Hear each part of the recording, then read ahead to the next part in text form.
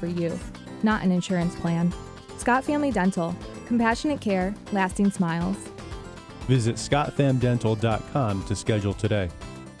Scrolling? Make it count. Want local sports content that actually matters? Yeah. 100.9 The Mitt is loaded with local highlights, viral plays, breaking sports news, and takes you can't get enough of. It's hot! Follow us on Facebook, Instagram, TikTok, and YouTube today, and you'll never be out of the loop on the Lions, Tigers, Pistons, Red Wings, Michigan State, and even the biggest stories in high school sports in the Great Lakes Bay region. 100.9 The Mitt, Mid-Michigan's sports leader. Let's pick out a good wine. Let's discover a new taste from a new place. Let's meet the people who handpick the grapes in places dedicated to the craft, in a land that only knows one way to grow things, rich and full. Welcome to Michigan, where the 4 seasons and 4 Great Lakes smile on the winemaker, where the quality of the wine is exceeded only by the warmth of the greeting waiting for us. And with more than 90 wineries, covering more than 13,000 acres, the harvest has never been better. So let's wander through lush vineyards, discover hidden treasures in vast cellars, and renew ourselves in comfortable tasting rooms. Let's all raise a glass. Let's gather our closest friends and become even closer. Because taking time to toast the beauty and bounty of life is pure Michigan. Your trip begins at michigan.org. Attention high school sports fans, are you an armchair official? You know, the parent or fan who constantly yells at the referees and loves to let everyone know just how bad you think they are. Well, if you think you could do better, then get in the game and prove it. It's time for you to suit up and make the calls where they actually count. Every sport in Michigan needs more officials. Sign up today at highschoolofficials.com. From the Blazy Electric Studios, this is Sports Radio 100.9 The Mitt, WLUN, Pinconning Bay City, Saginaw, Midland. Michigan sports aren't just a game, they're a way of life. And now we've got a show dedicated to die-hard sports fans like you. Hosted by a guy who's borderline obsessed with the wins and losses of all your favorite teams. He's crazy. Every weekday morning from 9 to noon, Ben Bosscher brings you the talk that matters. The teams, the stories, and the players you care about most. This is the Ben Bosscher Show, built by Bresky Siding and Building Repair. Remember that.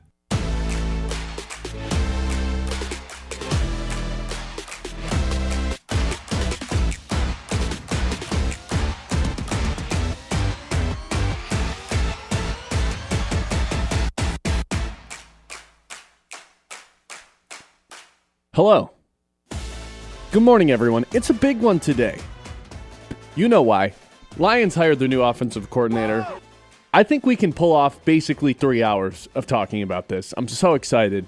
Wake up. Because this is something we've talked about for 2 straight weeks, and now we're here. Try not to freeze like an icicle today. It is cold as balls outside. I don't really know how cold balls are, but that's how much I imagine they're cold. All right, let's jump right into this. No wasting any more time. Drew Petzing is the Lions' new offensive coordinator. And like you, I think most people can agree on this. Like you, I had an initial reaction. Who the hell is this? What? Arizona? He was Arizona's offensive coordinator? You've got to be kidding me. That was all of our reactions, and it was the right reaction. You were allowed to feel underwhelmed when that notification came through, or however you found out. That's how I felt. Who's Drew Petzing? Oh my God, Arizona's been terrible the last couple of years. It was a bad initial look. Let's just put that out there, and it's okay to feel that way. But then you dive in a little bit deeper, and you start to truly ask yourself, wait, who is Drew Petzing? What's this guy all about? What has he accomplished in Arizona? What were his failures? What does he lean on? The number one thing I think you need to know about Drew Petzing is this guy wants to run the football and has had some success doing it in Arizona up until this season. Now, this year, if you play fantasy football, which I assume is most of our audience, you know, whether it was James Conner, Trey Benson, this team was decimated with injuries, not just to the running back room, but their quarterback, their wide receivers, their offensive line. It was a mess there, and it resulted in basically everyone getting fired. You thought the Lions had a ton of injuries? Arizona did too. So let's look at the first 2 years of Arizona in the Jonathan Gannon era. He's a defensive-minded coach. Drew Petzing was his OC. In 2023, this team ranked 4th in rushing yards. Not bad. In 2024, they ranked 7th in rushing yards. Not bad. Both of those seasons, 2nd in yards per rush, over 5 both years. I like that. You know, you want to bring someone in to fix this run game. It seems like this is a guy who fits that. Right? You want to prioritize fixing this offensive line and reestablishing the run that took a giant step back this season. It went from 6th to 14th just in the straight-up yards. Okay, you're bringing in someone who kind of specializes in that. He's been a tight ends coach. He's been a wide receivers coach. He's been a quarterbacks coach. He does a little bit of everything. Trey McBride, I think this needs to be noted.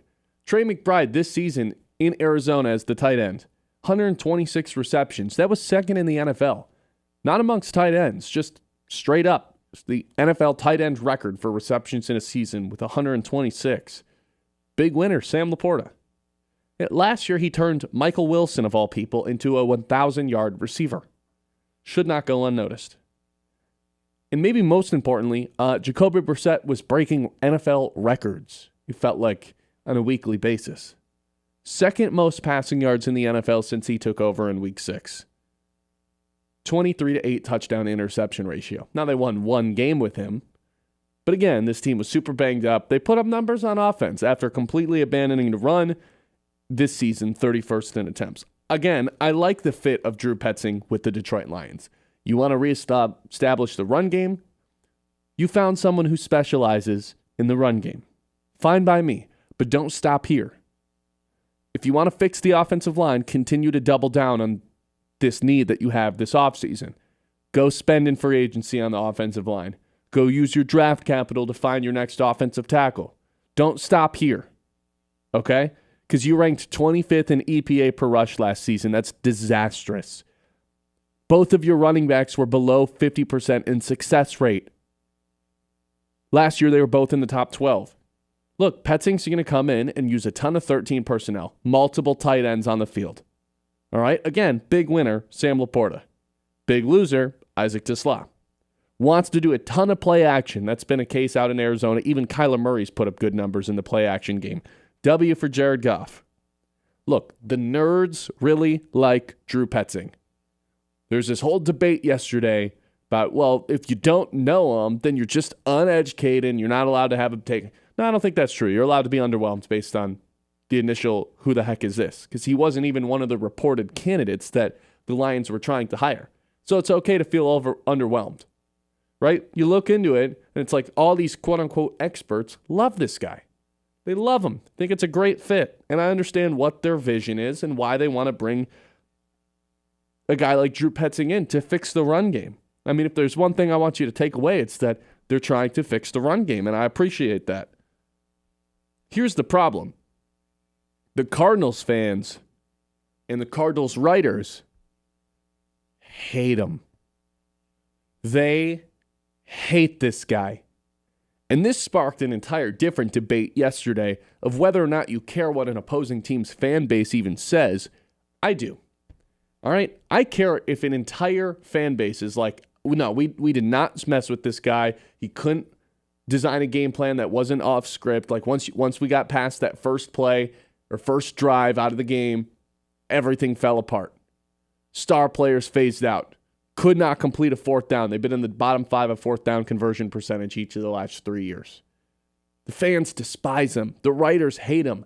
There's a graphic I saw of a Cardinals beat writer from 2 years ago that put this guy in jail. That was the graphic he made. He put him in jail.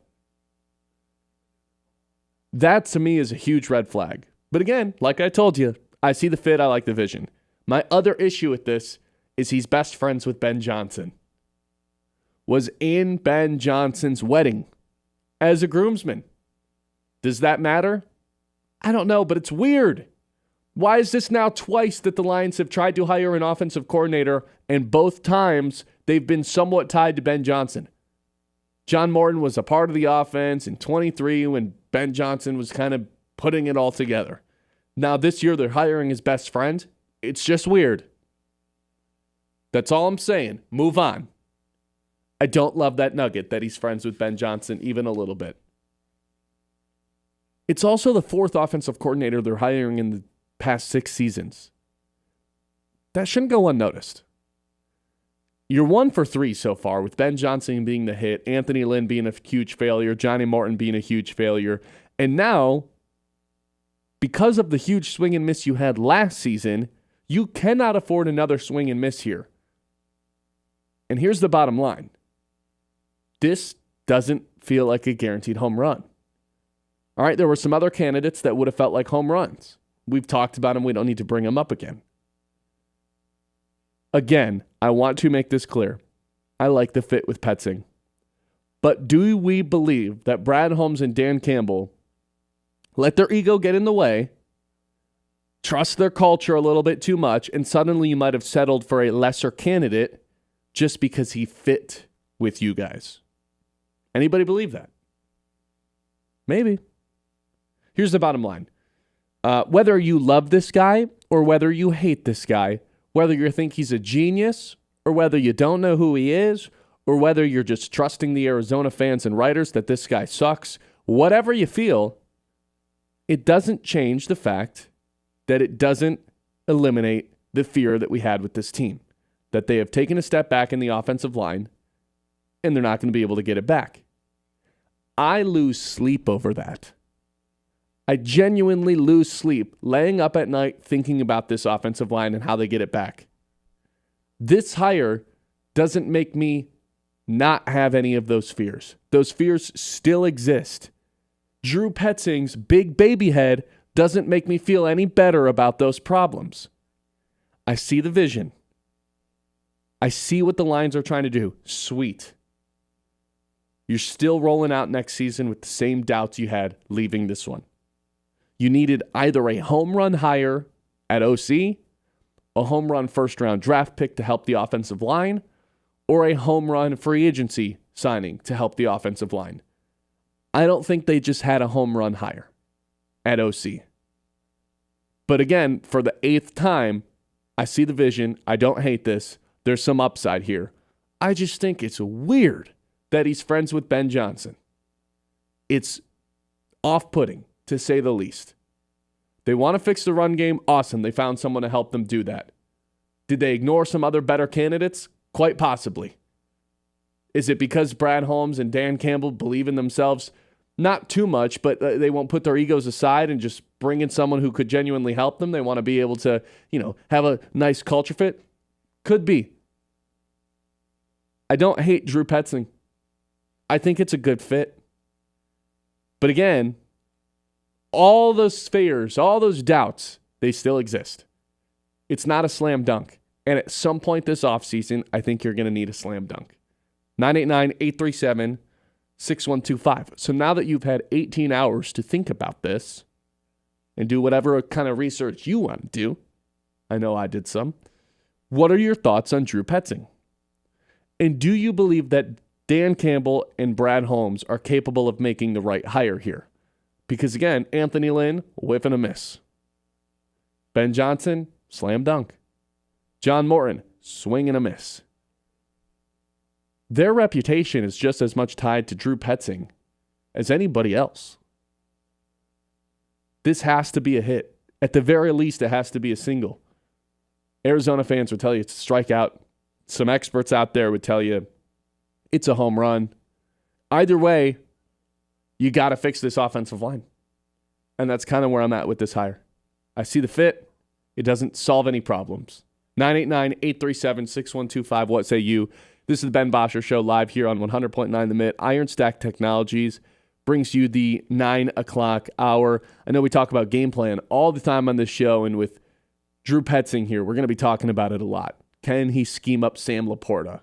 That seems to be the big winner. Is he going to fade out the star receiver, Amon-Ra St. Brown, kind of like what Arizona fans are saying he did with Marvin Harrison Jr. We're going to talk about the game plan a lot. The game plan is exactly how Iron Stack Technology helps you. They help businesses stay secure, stay efficient, and ready for what's next so you can focus on your mission instead of your technology. Iron Stack Technology, solution-driven, mission-focused. You can check them out at ironstacktechnology.com. The Ben Bosscher Show, built by Bresky Siding and Building Repair on 100.9 The Mitt. Winning takes preparation, focus, and the right game plan. At Iron Stack Technology, we bring that same approach to IT, helping businesses stay secure, efficient, and ready for what's next. From cybersecurity to managed IT support, Iron Stack builds solutions that let you stay focused on your mission, not your technology. Iron Stack Technology, solution-driven, mission-focused. Learn more at ironstacktechnology.com. Hi, this is Kurt Yeiter from Yeiter Insurance Group. When the calendar flips, we all have new goals, new adventures, and new things to protect. At Yeiter Insurance Group, your hometown auto owners insurance agency, they're here to help you enter the new year fully covered. New car, new home, or simply wanting peace of mind for your family. Yeiter's team offers one-on-one guidance to match you with the auto owner's coverage that fits your life. Call Yeiter Insurance Group or visit our website for a free coverage review. Yeiter Insurance Group, your friend in the insurance business. This winter, the hottest action in Midland isn't on a screen. It's on the court at the Dow Tennis Classic, February 15th through the 22nd. The lights, the speed, the perfect hush just before a match-winning shot. It's all back, and it's more electrifying than ever. Come watch world-class athletes battle for every point, every set, every moment, right here in your own backyard. It's fast, it's fierce, and it is unforgettable. Tickets are on sale now. Visit DowTennisClassic.com. Be there February 15th to the 22nd for the Dow Tennis Classic. A beautiful yard increases both the value of your home and the quality of your life. Commercially, landscaping creates a positive impression of your professionalism and commitment to community, customers, and employees. Cervinsky Sod has been creating and maintaining outdoor spaces for 56 years. Whether your project is residential or commercial, the team at Cervinsky Sod Services will work with you to build and meet budgets and finish the job with top quality and in a timely manner. To get a quote, call 989-835-4810 or visit CervinskySodService.com. This is more than just a lineup. It's a daily ritual for the die-hard Michigan sports fans. At 6 a.m., Anthony Bellino wakes up the state with Spin on Sports. I do not believe it. At 9, the Ben Bosscher Show is appointment listening hosted here in the Great Lakes Bay region. I would like to buy some Casey Mize stock. America's Best takes over at noon. The Herd with Colin Cowherd. Well, what about Patrick Mahomes? And at 3, Bill Simonson brings it home on The Huge Show. Sports Radio 100.9 The Mitt for the most passionate fans in Michigan. High school sports don't just happen. There's a ton of work that goes into every single athletic event. And we have our school's athletic director to thank for a lot of it. Thank you. For scheduling officials, so I can always play the game I love. For ordering quality athletic equipment, so I can stay safe on the field. For mentoring my coaches, so they can be the best role models for me. For coordinating transportation, so I can get focused for the big game. For helping us develop character and learn lessons that will benefit us for the rest of our lives. Thank you to our AD for always creating a positive experience for us. We'll never forget it. From all of us at the NIAAA, thank you to every athletic administrator in Michigan for all you do to enrich the lives of your students. It does not go unnoticed. This message presented by the NIAAA, the National Interscholastic Athletic Administrators Association. The Ben Bosscher Show, built by Bresky Siding and Building Repair on 100.9 The Mitt.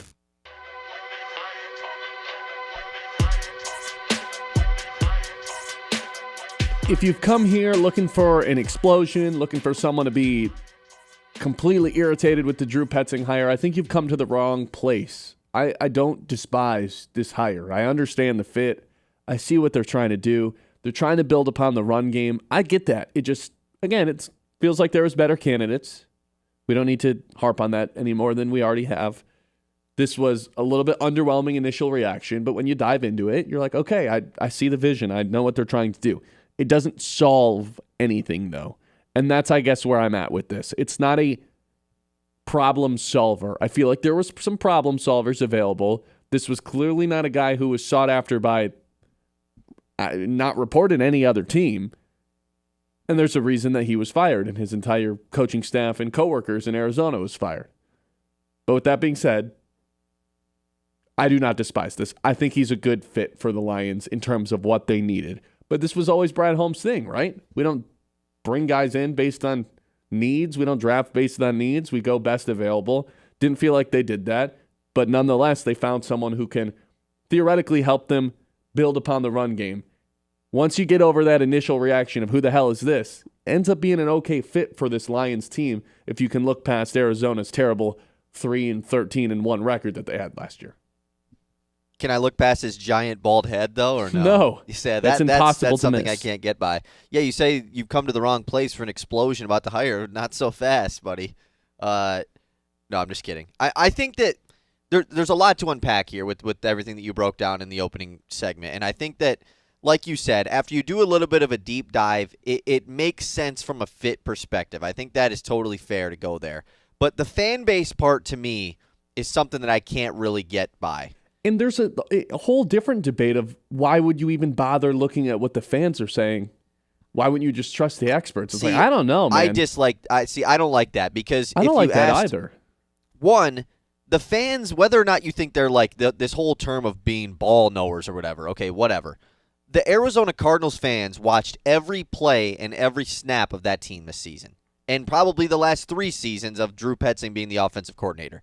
I trust those guys. You know? I do too. Like, I take just as much, if not more, than the quote-unquote experts. And like, you know, you and I, yeah, we watch Red Zone. Yeah, we have NFL Sunday ticket to watch the games. We didn't watch every snap of every Arizona Cardinals game this year.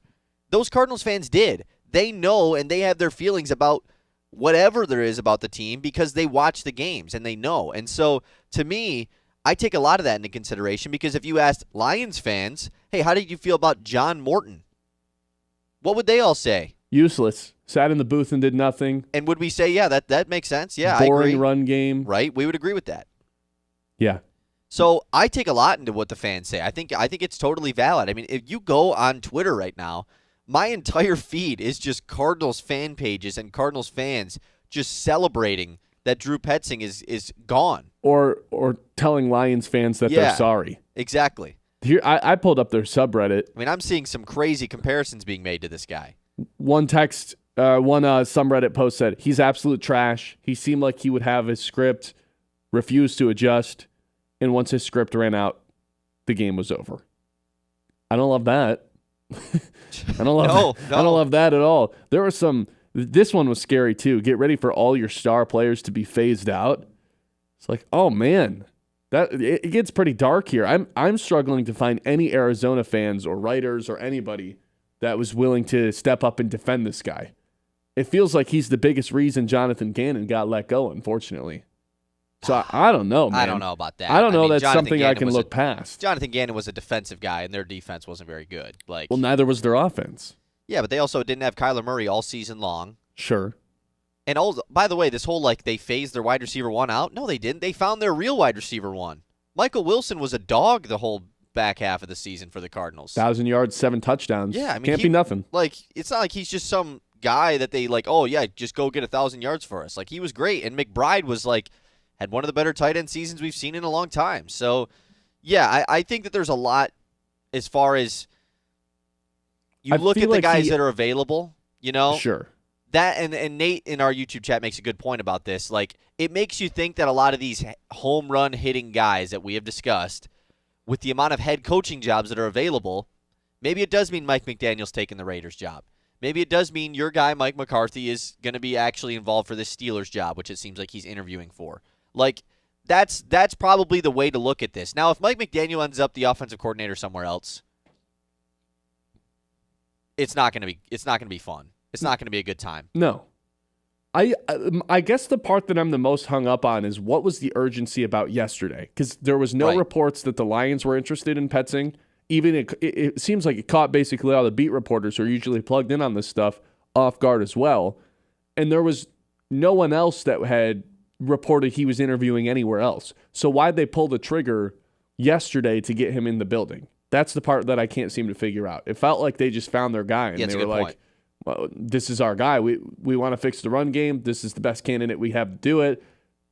We're going to kind of look away from some other, maybe just better players, candidates, coaches overall, just to bring this guy in. Okay, this better be a hit then. And I think it kind of comes down to, do you trust Brad Holmes and Dan Campbell to make the right hire? I trust them for most things. For example, I trust them to just kind of figure it out across from Aiden Hutchinson. I was thinking about that yesterday. Everyone wants to take an edge in the first round of the draft. Who are we going to bring back? Al-Quadin Muhammad? I don't know, but they usually get production from that spot, whether it's James Houston or Al-Quadin Muhammad. They find somebody. I agree with Brad Holmes on a lot of stuff. The history says more often than not, they're not going to solve the offensive coordinator position. And that's just as of right now, short sample size, but 2 complete whiffs when they were hiring that position. And then the one time that they nailed it, it's Ben Johnson, who was kind of already in-house and just was an easy, this guy's the new OC. When they've actually had to go look externally, complete failures each of the last 2 times with Anthony Lynn and John Morton. I'm not going to say that means that they're guaranteed going to miss again, but I don't know if I trust Dan Campbell and Brad Holmes' ability to find a great candidate right now, considering some of the other past hires that they've made, And it's also just weird that he's friends with Ben Johnson. That's weird, okay? It's not normal that they're best friends, and they hired his best friend. I think it's weird. Yeah, that part, I truly don't understand that part. We've seen this happen a lot, obviously, like you said, with John Morton. And I think bringing up John Morton, by the way, is pretty important here. Because when Morton was hired, I kind of made the perspective of, because there was a lot of Lions fans that immediately were like, you're making the boring in-house hire. We've seen this happen and be unsuccessful a lot in recent NFL history. Like, a lot of fans were already out on Morton right away. And I took the perspective of like, man, I'm not just going to sit here and like, before the season even starts, just be out on the guy that's calling plays. You still have all the guys. You still have all the players. And obviously, that didn't work out. I still think it's a little bit foolish to just be completely out on Drew Petzing right now. Like, there's so much time. We have 8 months before they're actually playing real football. I'm not out on. I like the hire. No, I never said you were. I'm just saying in general. Like, because I guarantee there's some Lions fans that are. And so I think that if you are taking that perspective, I mean, you probably should at least have a little bit of hope, because then you're just a negative person and you're just going to be depressed over the next 8 months until football's on again. But it also is worth noting that we did this last year with John Morton and it didn't work out. And so I could see there being second thoughts there. 989-837-6125. Do you trust Brad Holmes? Do you trust Dan Campbell to make the right hire here? Because I think that's essentially what this comes down to. Again, I like the fits. I like Drew Petzing. I see why they brought him in. They want to fix the run game. I respect that. But don't stop now. Because I don't think Drew Petzing was an offensive, home run hire. You got to have a home run something this offseason to fix that offensive line. Whether it's a first-round draft pick, whether it's someone in free agency. It's not like Drew Petzing was some problem solver. It's not like all those doubts that we had about the offensive line are suddenly fixed overnight. That's not what this hire is. That doesn't mean it's bad, but they still have some serious problems on this team. I still don't trust this offensive line. That hasn't changed. I don't think it's a home run hire. I see the fit. Am I allowed to not have to be all in or all out? You know what I mean? Do I have to? I don't really think you should be all in or all out. It's January. Good. We're on the same page. You have half the people saying he's a genius. Another portion of people saying that this guy should be in jail. People are making things up about him on Wikipedia. It's funny. I've seen him. But nonetheless, I think this is like a B minus hire. I'm not going to sit here and explode and freak out on it. But I do think there was better candidates. And I do think Brad Holmes and Dan Campbell sometimes can't stay out of their own way. And they've swung and missed on guys before. Now that you've had 18 hours to think about it, what are your thoughts on this guy? 989-837-6125. The Ben Bosscher Show, as always, is brought to you by our friends over at Bresky Siding and Building Repair. Protect your home with Bresky Siding and Building Repair. The experts who do the job right the first time. Whether you have a leaky roof, storm damage, the siding's looking a little tired, Bresky's got you covered. Locally owned, trusted, and dedicated to keeping Midland area homes safe and looking sharp. Quality materials, skilled craftsmanship, and service that puts your family first. Don't wait for the next storm. Call Bresky Siding and Building Repair today and keep your home strong for years to come. The Ben Bosscher Show, built by Bresky Siding and Building Repair on 100.9 The Mitt. Isaiah, how did you get all wet? I was playing in the rain. Son, you're in the house. It's not raining inside. Or is it? Yeah, it's in the kitchen. What? Oh no, the roof has a leak. Leak? That's a waterfall. We need that fixed now. Bresky Siding and Building Repair can fix it. What, son? Any job, anywhere. Bresky can do it all. Call Bresky right now and get that roof fixed. And while you're at it, have him fix the gutters. Call me, Derek Bresky, at Bresky Siding and Building Repair today. Dreaming of warmer days? Now's the perfect time to start at Maple Hill Nursery. For a limited time, take 30% off all current in-stock outdoor furniture floor models. Our annual January sale to make room for what's next. And what's next is exciting. We're adding Three Birds Casual and Lloyd Flanders to our already fine selection of outdoor furniture, arriving soon. Now's also the best time to place your outdoor furniture order, so it's ready when spring weather hits. Order early, enjoy sooner, and Maple Hill can even store it for you. Maple Hill Nursery. Get ready for outdoor season today.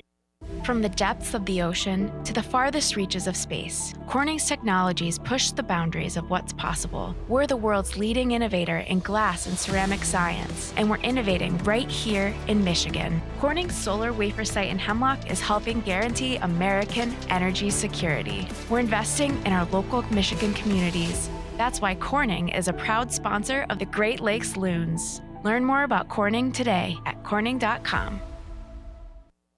It's time to think about your pig. You know, the propane tank in your backyard that heats your home. Well, there's no better company to fill your pig than Forward Energy, covering over 20 counties. Forward Energy is a family-owned and operated propane supplier that's fueled area homes, farms, businesses, and hunters and anglers since 1925. Fill your pig this year. Visit forwardenergy.com to find out about new customer pricing and programs.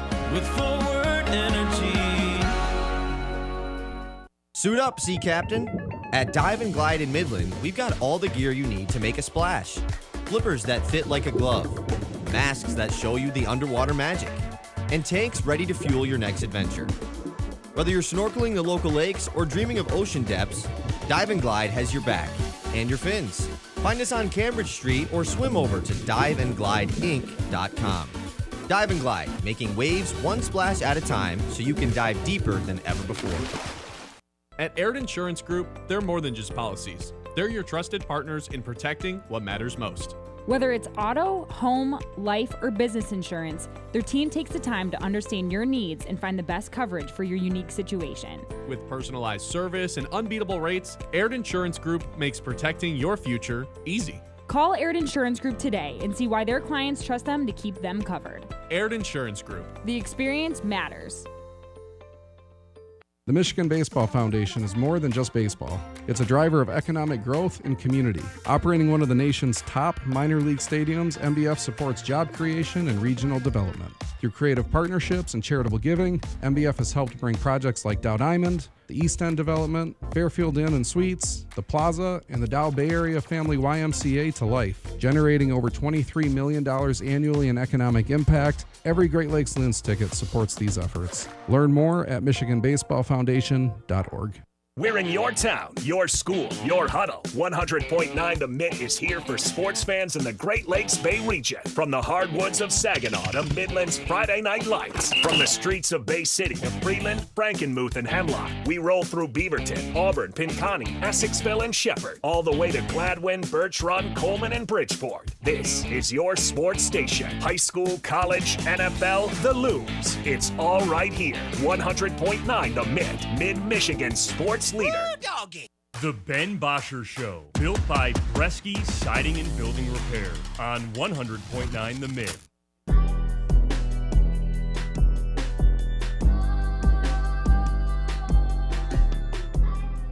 All right, let's get to the Mitt messages here. 989-837-6125. Rob from Saginaw says, I'm just hoping the new OC doesn't fade away from using some of our star players like St. Brown and JMO. I don't know much about the hire, so I'm going to wait until about 8 to 9 games into the season to have a serious opinion about them. Okay, valid. I'll tell you my opinions on them. How about that? I don't know if I share the fear that they're going to go away from their star players just because there's so many of them. It'd be pretty hard to phase out every single star, considering they're stars everywhere. Yeah, in this offense. who would get the ball? Someone's got to get the ball. They've got their 4 guys, assuming Montgomery's gone. They've still got Gibbs, Laporta, JMO, and Amon-Ra. One of your stars is going to get the ball. So that's not something I'm necessarily worried about, but I don't love that Arizona fans are saying this. This is from a Cardinals beat writer.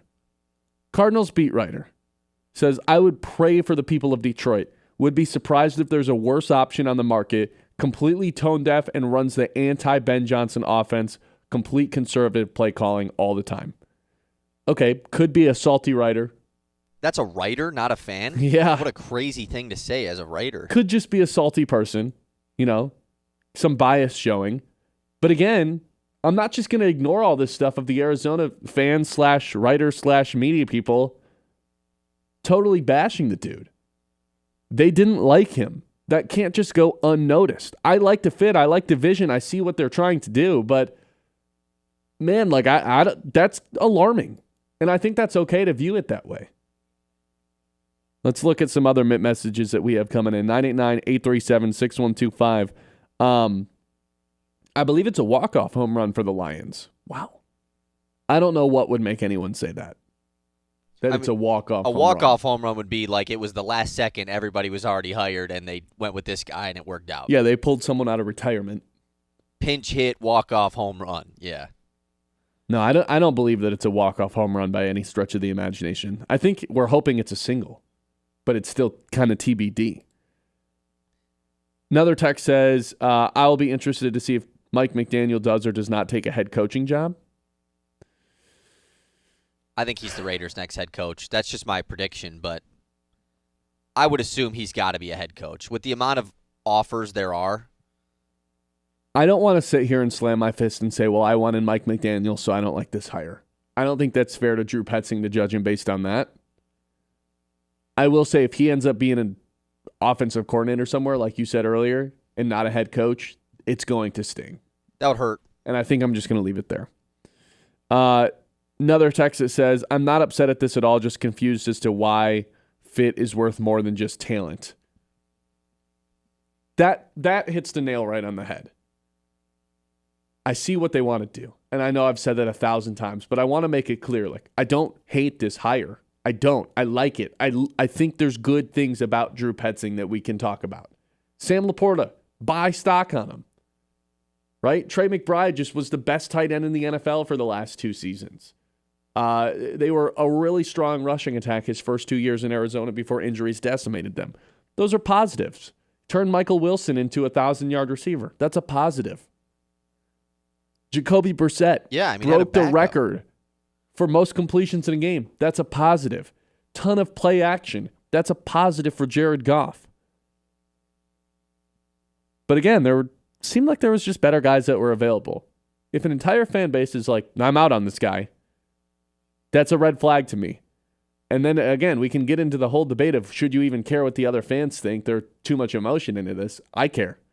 Because if someone asked me, like you said, if someone asked me my thoughts on Johnny Morton, I'd have them. And I would hope that they get respected by another fan base that wanted to bring him in as an OC. Because you watched every game. Exactly. Because I watched every game. That's right. I also think just the out-of-nowhere-ness of this is totally a little bit, not alarming, but it's just like we saw all the other guys that were being brought in for interview and other guys that the Lions showed interest in. And this name had never come up, at least from a source of like the Lions are actually showing interest in him. No, never. He was on some lists of like maybe the Lions could hire this guy, but it was never like an actual report of like, yeah, the Lions are actually interested in him. Yeah, or the Lions are bringing him in for an interview. Nothing like that existed. And then boom, he's hired, just like that. Like, whoa. Andrew texting in saying, why do people blame him for a horrific defense in Arizona? I don't think anybody's blaming him for a horrific defense in Arizona. People are just upset about the offense. The 4th down conversion percentage is scary. I see a lot of Arizona fans complaining about, like, hey, it's 4th and 1. Let's take a deep shot here. That's going to piss me off if that ends up happening. What, do you remember watching Cardinals games of that happening last year? I can't say I was watching a ton of Cardinals games. I'm just saying, like, if that does happen, because obviously we are going to continue to go for it on 4th down. So if he has a history of not, drawing up good 4th down plays, that's not fun. No, not at all. Biggest loser for this, if they're going to run 13 personnel as much as they do, I think it's got to be Isaac Tesla, right? Anytime you're bringing in a guy who runs a ton of tight ends and focuses on those guys, your wide receiver 3 probably takes a hit, which makes that draft pick even more confusing than it already is on how to feel about it. I mean, sure, but obviously they didn't plan on hiring a new OC when they drafted Isaac Tesla a year later. No, but remember, it's the pass. What were we saying a year ago? Oh, it's a passing game coordinator. All these receivers are going to be awesome. I guess maybe I'm getting too far ahead of myself talking about Sam Laporta, but there is actually evidence of him making the tight end room the most productive tight end room in the NFL. And this is also just about what comes next. You can feel however you want to feel, in the first 24 hours of Drew Petzing, but you hit it early. Like, what are they going to do in the draft to support Drew Petzing? Because as much as Johnny Morton, we all disliked him a year ago, not having Frank Ragnow hurt him a lot more than we thought it was going to. Yeah, I'd argue he'd still have his job if Frank Ragnow was the center. I bet he would. And so are they going to try to support Petzing in a way that if he does want to run this run-style offense, which I think would be great for the Lions because, you have Jahmyr Gibbs, you got to build up that offensive line once again. Well, now I am all in on doing something specific in the draft, and that would be doubling down on offensive line. I think I officially have my first dream scenario for what the Lions can do here with the NFL draft, and I'll tell you what that dream scenario is when we come back. This is the Ben Bosscher Show here on 100.9 The Mitt. Drew Petzing Day. Never thought I would say that. 24 hours ago, this guy wasn't on my radar. I don't think he was on anybody's radar. You guys should have seen Ben's live reaction to this. I was not happy. I feel a lot better about it now than I did the first 5 minutes of finding out Drew Petzing was the offensive coordinator. What'd you say? Weird baby villain type person or something? He's got a weird baby villain head. Goofy looking head. And he's like, I'm all for the short kings. I think he's way shorter than Kyler Murray, and that guy's pretty short. What, you find a picture of them there was a picture of them next to each other. He's a good 3 or 4 inches shorter than Kyler. And Kyler's what, 5'11", 5'10"? I think Kyler's like 5'9", like secretly. Yeah. Without all his cleats on and pads on, he probably looks even smaller. Right. But I'm short, so I can't talk. What, are you 5'9"? Yeah, I'm average height. I'm Kyler's height. Average height. Go Great Lakes Bay. Hey, if you're looking for something fun to do in mid-Michigan, this place has got you covered. From festivals and live music, outdoor adventure, great food, family-friendly events, GoGreatLakesBay.org is your one-stop guide for the Great Lakes Bay region. Whether it's a weekend plan or last-minute idea, get out, explore local, and go Great Lakes. The Ben Bosscher Show, built by Bresky Siding and Building Repair on 100.9 The Mitt. It is the Scholar Athlete of the Month, proudly presented by Fisher Companies here on Sports Radio 100.9 The Mitt. This month's recipient is Anyela Eichelberger from Saginaw United. With a 3.99 GPA, Anyela is a two-sport athlete in volleyball and tennis. She serves as a youth ambassador, a stand-up student, and her art is award-winning. You have art good enough, the teacher will enter your pieces into the show. I did not even know mine was entered into the show. And I actually won 2 awards for the 2 pieces that were entered. The medium I used was color pencil, and it was like a geometric sort of shape, and then the other one was like dot art. Anyela has been dual enrolled at Delta College in her senior year. To hear the full interview and nominate a local athlete for our scholarship program, visit 1009themitt.com.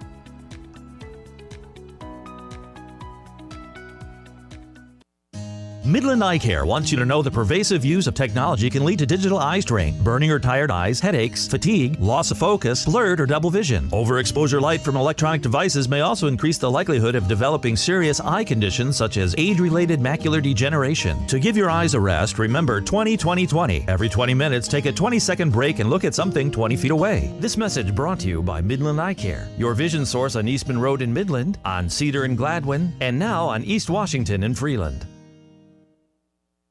Blazy Electric is saying thank you to their customers with 10% off all service calls now through at least the end of January. Whether it's a small fix or a bigger electrical need, their trusted service team is ready to help. Just make sure your service call is completed within 30 days of your estimate to take advantage of the savings. For 60 years, Blazy Electric has proudly powered our community with reliable, honest service, and they couldn't have done it without you. Call Blazy Electric today and let them take care of the rest. Ace is the place with the helpful hardware, folks. Ace Hardware and Sports in downtown Midland has some extra savings for rewards members this month. New Year's resolutions, let's stick to them. Want to be more organized? Sterlite brand 15-quart storage totes are $6.99, and select shelving units $79.99 each. Maybe your resolution was to finish that paint job you've been pushing aside. Ace brand paintbrush and trim rollers are 50% off. And make the snow removal process easier. You save $200 instantly on Ego Power Plus snow thrower kits. The high school hockey game of the week, presented by the Forward Corporation. Thursday night, the Midland Chemics and Dow Chargers will face off at the Midland Civic Arena. It's the first of two matchups this season, with each team trying to crack the top three in the Saginaw Valley. Coverage starts Thursday at 7:20. Don't miss any of the action on the Great Lakes Bay region's home for sports. Sports Radio 100.9. The Mitt. The Mitt. We got a game, boys. This week on Sunday Night Football. Conference Championship Sunday is on the Mitt. The AFC features the New England Patriots and Denver Broncos. The NFC's got the Los Angeles Rams and Seattle Seahawks. Our coverage starts at 2 on Sunday, presented by Ace Hardware, downtown Midland. Don't miss a moment right here on Sports Radio 100.9. The Mitt. You want sports takes? You want local voices that own the mic? Yeah. We've got them on Sports Radio 100.9 The Mitt. It kicks off at 6 a.m. with Anthony Bellino on Spin on Sports. Rise and shine. From 9 to noon, don't miss Michigan's newest sports show, The Ben Bosscher Show. Hey, remember that. At noon, you get America's smartest sports takes, The Herd with Colin Cowherd. I want Shador to play. And at 3, the one and only Bill Simonson and The Huge Show. This is where real fans stay locked in. 100.9 The Mitt. Have you noticed bad behavior has become normalized at interscholastic athletic events? Some fans seem angry. They lack civility toward one another. Some even get aggressive and unruly. Time out! What is going on? This has to stop. Let's not forget, school sports aren't just about winning. And they're definitely not an excuse to take your frustrations out on the official or the opponent. They're about teaching lessons like perseverance, respect, and empathy, so students can learn and grow as people, not just as players. We all have a role to play in setting a good example for our students and teaching them these important values. So fans, it's time to step up your game and behave positively at interscholastic athletic events in Michigan. This message presented by the MHSAA and the Michigan Interscholastic Athletic Administrators Association. The Ben Bosscher Show, built by Bresky Siding and Building Repair on 100.9 The Mitt. All right, look, whether you love Drew Petzing, whether you hate Drew Petzing hire, one thing I think we can all agree on is we want him to succeed, right? That's not debatable. We all want this guy to do well as the Lions OC. And I think the number one way for him to succeed is for the Lions to continue to prioritize rebuilding this offensive line. They bring in a guy to help the run game. Okay, cool. Now make sure he can succeed there. I'm down now for doubling down in the draft with offensive line. The same way that they did with cornerback in 2024 with Terrion Arnold, Ennis Rakestraw. That didn't work out super well. But I'm kind of down for doing that in this year's offensive line draft class as well.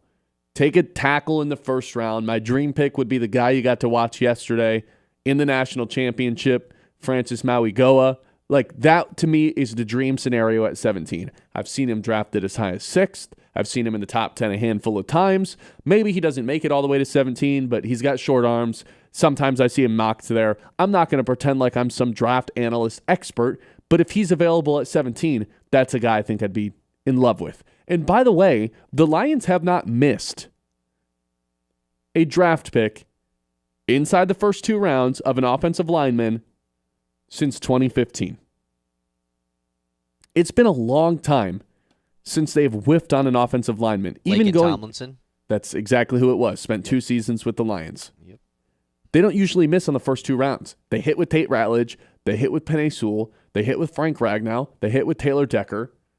You'd have to go back to 2015, the last time they didn't hit. So let's just, for the sake of this argument, say one of them is going to miss. Okay. You hit on one of these tackles, 17. You hit on an interior guy, maybe 50-50 chance that you do in the second round. And you sign another interior guy, a center in free agency who you know is awesome. Okay, just like that, overnight you rebuilt the offensive line. Yeah, maybe it's depriving the depth in the secondary and who's across from Aiden Hutchinson. All that stuff is important to consider is there in day 3 to address. But first 2 rounds of the NFL draft, shouldn't the number one priority be setting Drew Petzing up to succeed? And I feel like the number one way of doing that is, boom, first round, second round, let's take 2 offensive linemen.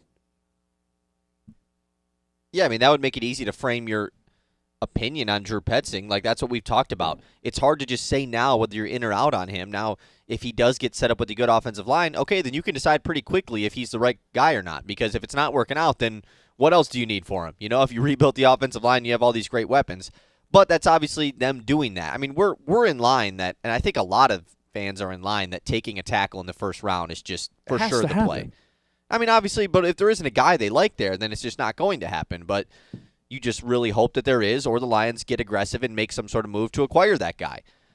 But, I don't know, doubling up, like, I'm not out on the idea of it, but we have discussed for so long, like, how many needs outside of, because the debate was, move off of Jared Goff. Well, we could name so many different things at the Lions, but let me finish where I'm going here.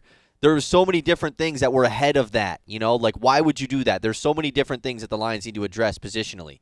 And so doubling up on one position, when we did it with cornerback, that was clearly the one position group that was the hindrance of this team, right? Mm-hmm. There really wasn't a lot of other spots that were like, they need to draft this in the first round. It was a no-doubter, no-brainer that they were taking Terrion Arnold, or like a cornerback in the first round. Them going 2 was a bit surprising, but what else were they going to do?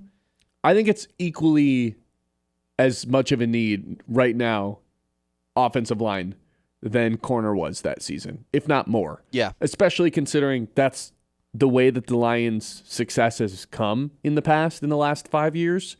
And now they've taken a massive step backwards. They went from 6th to 14th in total rushing and ranked 25th in EPA per rush last season.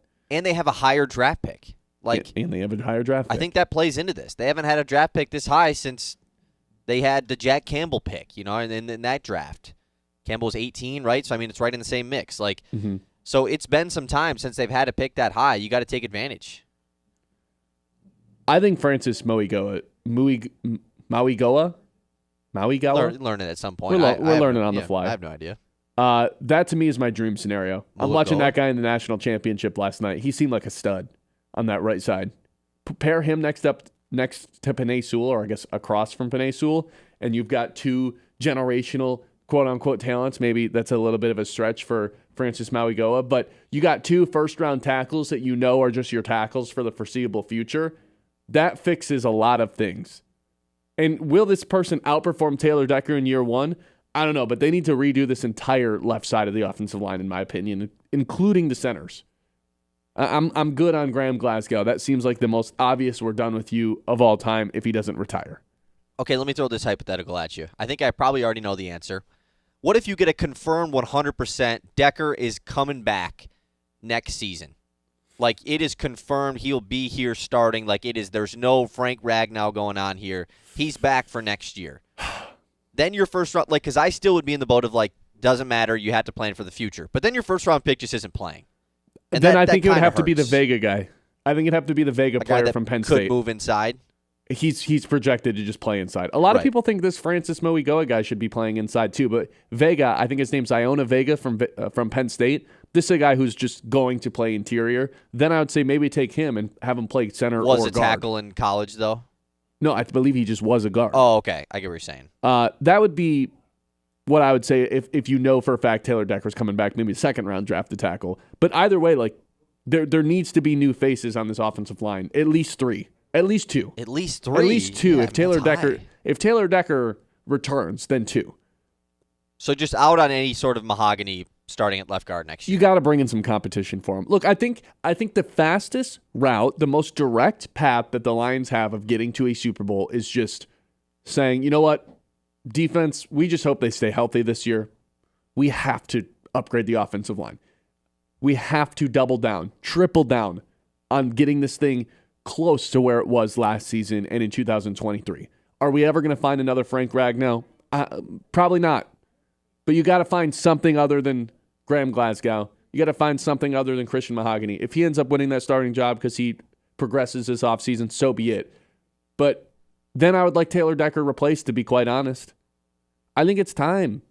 The most direct path to a Super Bowl is getting the offensive line back up to standard. I think the fastest way of quicking that in one offseason would be 3 simple bullet points. Okay? Draft a tackle in the first round.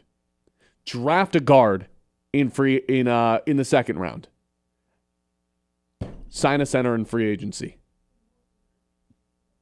If one of those guys is hit in the draft and you sign someone that you know is going to be a solid option, the offensive line should be mostly back.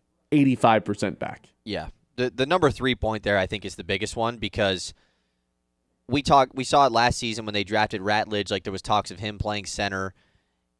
And I just think there's no way in hell Graham Glasgow's the starting center next year, right? No chance. I mean, he basically got soft benched at the end of the season. There's not a chance that he's the starting center next year. So that's the spot where you truly actually don't have anyone right now. Mm-hmm. You could convince yourself that, Decker's going to come back. Mahogany, he was banged up. We have a lot of faith in him. You can't convince yourself anything at the center spot. No, and I don't really want Tate Ratledge playing center. Right. Keep him next to Sewell. I was just going to say, he was fine at right guard. Like, signing a vet center, it could be an older guy, whatever, a short-term deal. Like, you can that happens. You saw Minnesota do it this offseason. Like, I you can go don't sign really those want guys. to flip Penei Sewell to the left side, to be quite honest. I've seen that thrown around a lot. I just want him and Ratledge next to each other. They were really productive on that side against the run. What's the point of flipping them both over to the left side when they've already played next to each other and produced at an extremely high level? And Sewell's also a run blocker. That's his bread and butter. Go find a pass-protecting left tackle who's not going to get pushed off his spot in the first round of the draft. Sign a free agent for center and draft a guard. And just like that, in one offseason, you can fix your offensive line.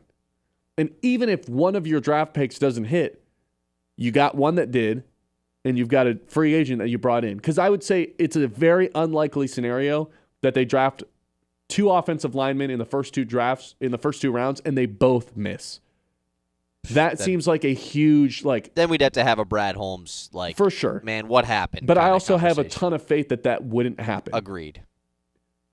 And if it means, giving yourself 2 chances, giving yourself 2 darts to be able to find someone to put on the offensive line, I'm down for it. That is how important I think this has become, and even more important now that they've brought in Drew Petzing, who's not necessarily this lights-out home run hire. All right, if you want this guy to be brought in to fix the run game, set him up to succeed. Because right now, with the roster that they have and that offensive line that they have not done that. That's fine. They've got free agency and they've got the draft to do so. But don't walk into next season not making any changes and expecting Drew Petzing to all of a sudden be the difference maker for this team, because I don't think that's what he is, and I don't think that's why he was brought in. I like the hire. I like the fit. I understand why they want to bring him in. Dan Campbell wants to run the ball or die trying. I'm fine with that. Get tougher up front. But one thing you can't do is pretend like this guy's going to come in and fix every problem that you have. There were some other candidates that might have done that. They want to continue to be a ground and pound team. You got to get the personnel to do it. 989-837-6125. 10 o'clock hour on the way. This is the Ben Bosscher Show here on The Mitt.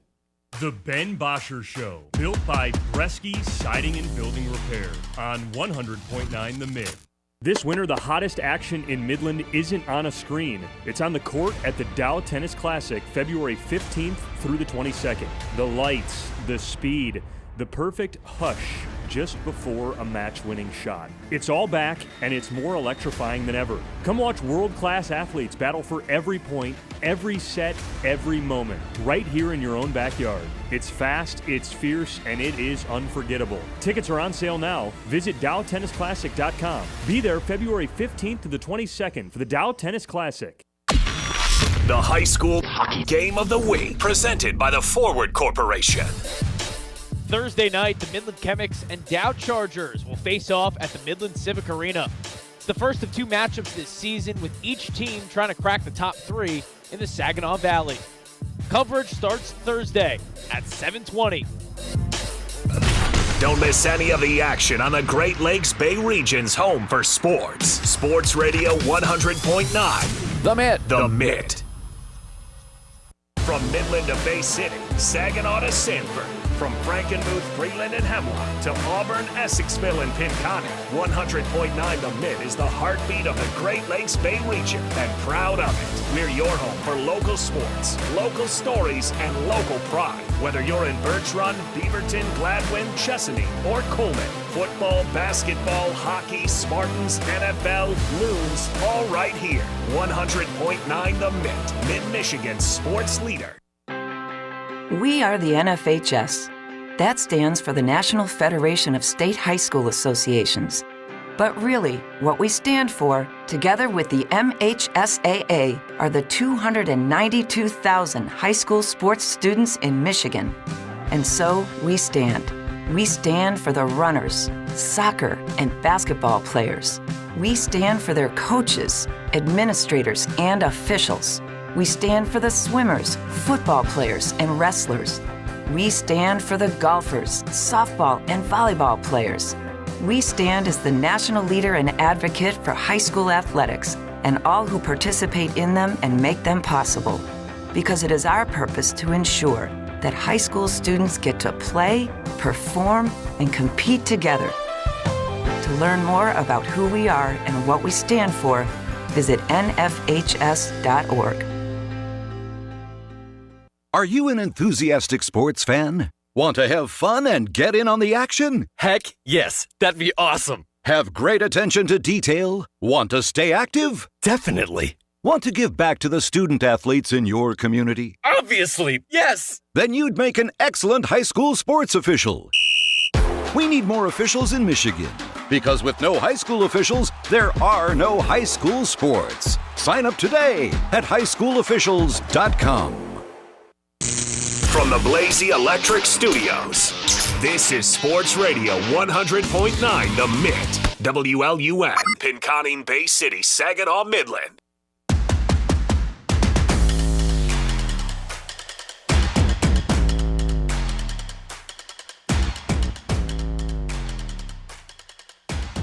(989-837-6125). Biggest winner, biggest loser from the Drew Petzing hire. I think the biggest winner just has to be Sam Laporta, assuming his back is not going to give out on him and he's going to be back for training camp, which I guess is it's not a bold prediction that he's going to be fine. I don't know. Campbell seemed like they were hopeful he could be back for training camp, and anytime you're dealing with a back injury, there's always going to be some doubt in the back of your mind of what it's going to be like when you come back. But I mean, based on what Trey McBride has done the last couple of seasons out in Arizona, 126 receptions just last season. That was second in the NFL, even amongst receivers, and set the NFL record for tight end receptions in a season. So Sam Laporta, to me, is the clear biggest winner for the Drew Petzing offense, especially considering he loves to run these 12 and 13 personnel sets with 2 and 3 tight ends on the field. Well, does that mean that they should try to pay him now because he's due to have a huge season? They should pay Sam Laporta now? Yeah. I think paying a guy coming off a back injury is pretty scary, especially considering what just happened to Kirby Joseph. Sure. So I would say I would push back on that. But also, Sam Laporta probably doesn't want to get paid right now. He sees what's going on here and probably thinks, why would I sign now when I'm coming off of an injury and I think I'm going to have a big year? That's why I think it's just extremely difficult to pay guys who walk into the season injured, walk into the offseason injured, that is. And Holmes kind of hinted at that during his press conference, because to your point, why would Sam Laporta want to sign? And it's not like they're going to overpay him right now either. So they're kind of stuck in a stalemate. But if he goes off and then the following offseason, all of a sudden you got to pay him crazy money. There's a chance that happens, especially if Gibbs gets his contract extension. Branch, Joseph. Yeah, there's a lot more guys that they're going to have to pay still. I guess that's not exactly where I'm thinking right now. I'm just thinking immediate path to Super Bowl, because now this is like what we have to think about. This is no longer like, hey, what is the most direct path to get back to the Super Bowl? Because we're not on that path right now. They got knocked off the path. That's a good point. It's like Mario Kart. They fell off the path and they had to get, the person had to come in on the cloud and put them back on the course. You know what I'm talking about? Yeah. Now they have to take the secret shortcut, And I think, like I said in the last segment, the path to that is bringing in 2 offensive linemen in the first 2 rounds of the NFL draft to help out Drew Petzing here. And I think Sam Laporta is going to be one of the biggest reasons why, just based on what Drew Petzing has done in Arizona. Now, that could change, right? You could look around. Maybe Sam Laporta's hurt. Who knows? Maybe he wants to emphasize Gibbs and Amon-Ra. That's still all to be determined. But first glance, this guy has to be the big winner, Sam Laporta. Big loser, I think it's Isaac Tesla. A lot of 12 and 13 personnel sets. Usually the wide receiver 3 is going to be the person that suffers. Suddenly the guy who scored 6 touchdowns was traded basically 3 first-round picks to go up and get him, or 3 third-round picks to go up and get him in the 3rd round. I don't know. It's all of a sudden, once again, just a weird acquisition that the Lions made. It wasn't a position of need. They liked the guy. At first, he wasn't utilized at all. Finished the season with 6 touchdowns. Never open, literally ever, but catches everything thrown to him, so maybe always open. And now he's just kind of another option that the Lions have. He's 5th option at best, and it seems like Drew Petzing, under his offense, he might just not be on the field as much as he was this year as a rookie. I mean, it's not like he was on the field already a ton. He was on the field a good amount down the stretch of the season. Yeah, towards the end, I guess, yes. But, I mean, if that's your biggest loser, is that big of a deal for the Lions, I would say no. Only for the people who are anti-Brad Holmes and looking to grab onto anything that they can do to dismiss him a little bit. Down, yeah. Yeah. Oh, Tesla's taking a step backwards. What's going on here? They could be a loser for that reason, but other than that, no, you're right. Isaac Tesla taking a step backwards. I don't know how much that impacts the Lions winning or losing. Probably not a lot. Right.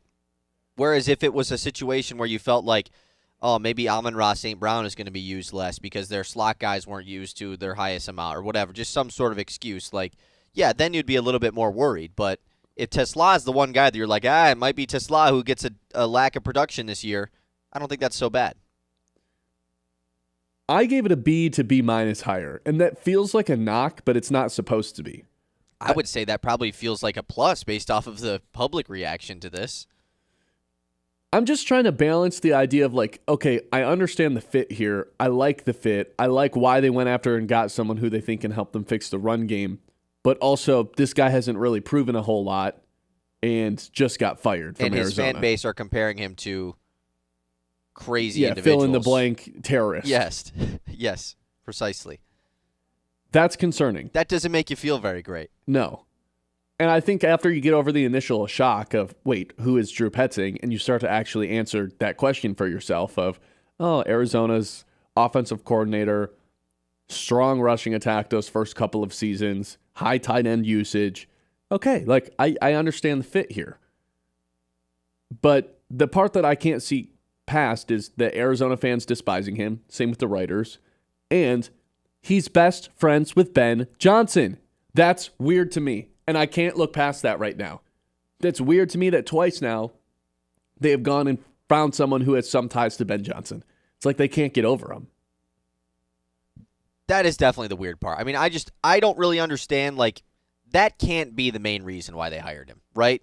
There's just no way. There's no way. Like, but it's not nothing. But also, there's no way they didn't know about it, right? They had to have known. They had to have known that those guys were best buds, right? He interviewed for the Bears head coaching job last year and didn't get it. Petzing did? Yeah. Really? Mm-hmm. They coached together at Boston College in 2011, him and Ben Johnson. And he was the groomsman in his wedding. I think it's weird that they're friends. Yeah. I was doing a little bit more deep diving on Petzing before Arizona, and it seems like a lot of people credit him to, like, the development of turning Adam Thielen into, like, you know, this big nobody guy into one of the more notable wide receivers in Vikings history, to be honest. And Stephon Diggs obviously was developed there with he was the wide receivers coach for Minnesota for a few seasons. So there's a couple of things to toss in as well outside of his Arizona career. But obviously, you want to look at him as a play caller, you know? Like, would you have rather had a guy that didn't have any play calling experience or Drew Petzing? Probably Drew Petzing. I mean, that was my non-negotiable. Of course. That they had to have experience calling plays. That's something Petzing has. So I can't bash it too hard. Right. By the way, you see who he overlapped with in Minnesota? Current Lions coach that was on the Minnesota staff while Drew Petzing was there? Who's a current Lions coach? Hank Fraley. Oh, really? I didn't see that. Offensive line coach. Okay. So these guys have worked together in the past. Now the run game coordinator for the Lions and the offensive line coach. You bring in someone who's excellent with the run. Maybe these guys' schemes fit together a little bit better. They can try to upgrade that offensive line. Because the other thing was, a lot of Arizona fans think the reason that Drew Petzing's offense fell apart here was because they lost their offensive line coach from 2024 to 2025. Yeah. And he was maybe the key to success rather than Drew Petzing. Oh, don't love that theory either. I just read all, every time I read a thought from an Arizona person, whether it's a writer, a host, or a fan, it's just like, oh, they despise him. I don't know if I like that. I definitely don't like that. And, like, I mean, their offensive line hasn't been great, and they spent a top 6 pick in the draft on an offensive lineman just a couple years ago in Paris Johnson. Mm-hmm. So, like, that doesn't make you feel super good. But obviously the Lions' offensive line isn't in the greatest spot either. So no, but they've at least got some superstars and two guys that you feel really solid about. You're going to have to do a total makeover this offseason. It's not like one addition at a time. I think this is a complete overhaul.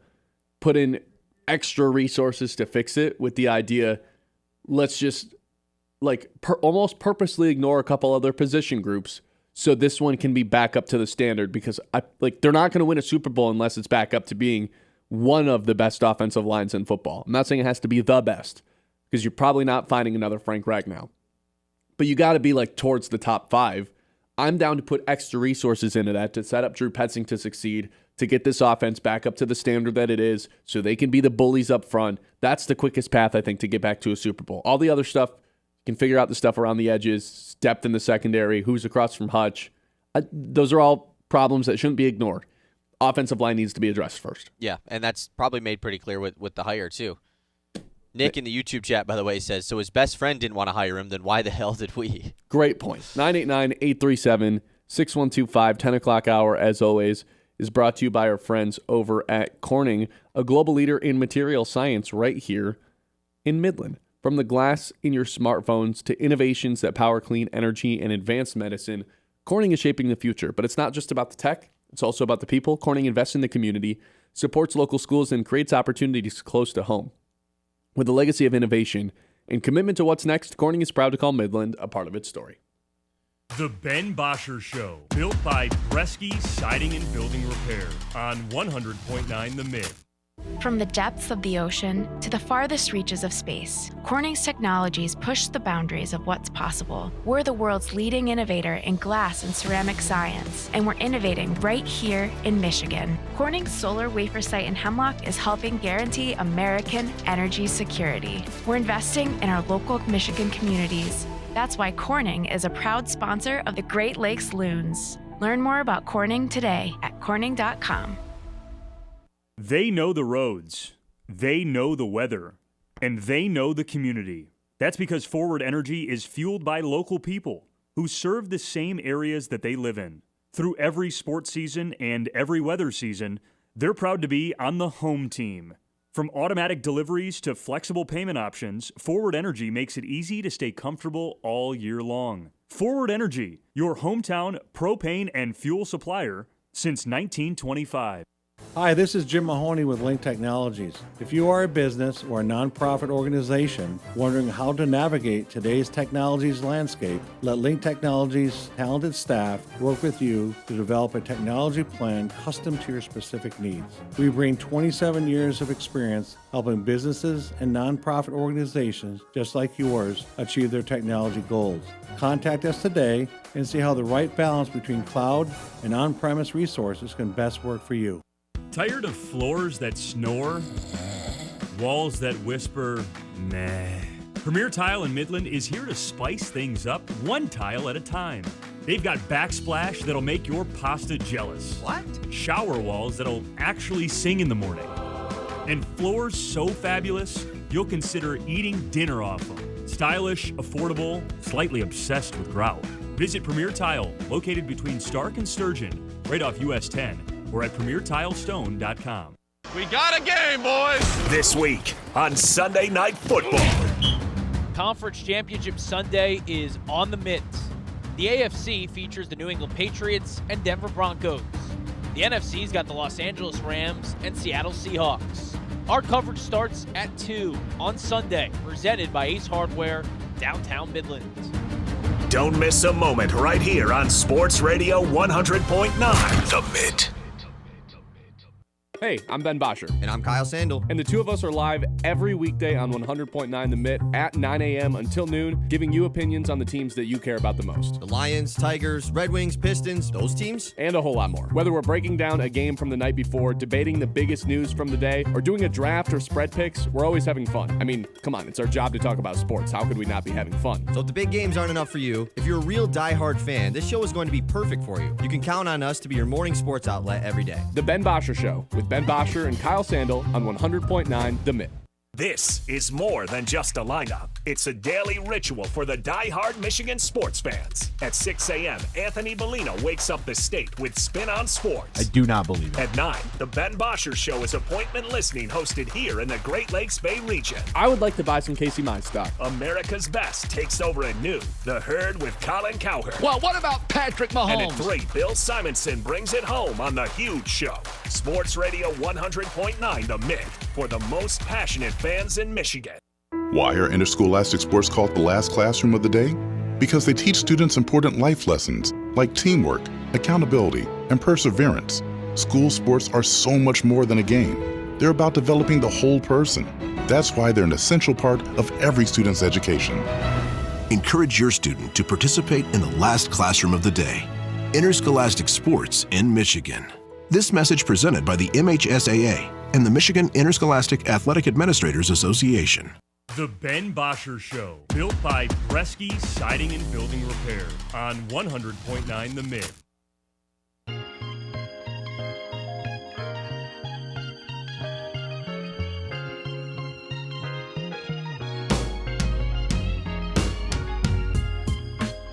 Welcome back into the show, 989-837-6125. Let's hit the Mitt messages regarding Drew Petzing. I think it kind of comes down to whether or not you trust Brad Holmes and Dan Campbell to make the right hire.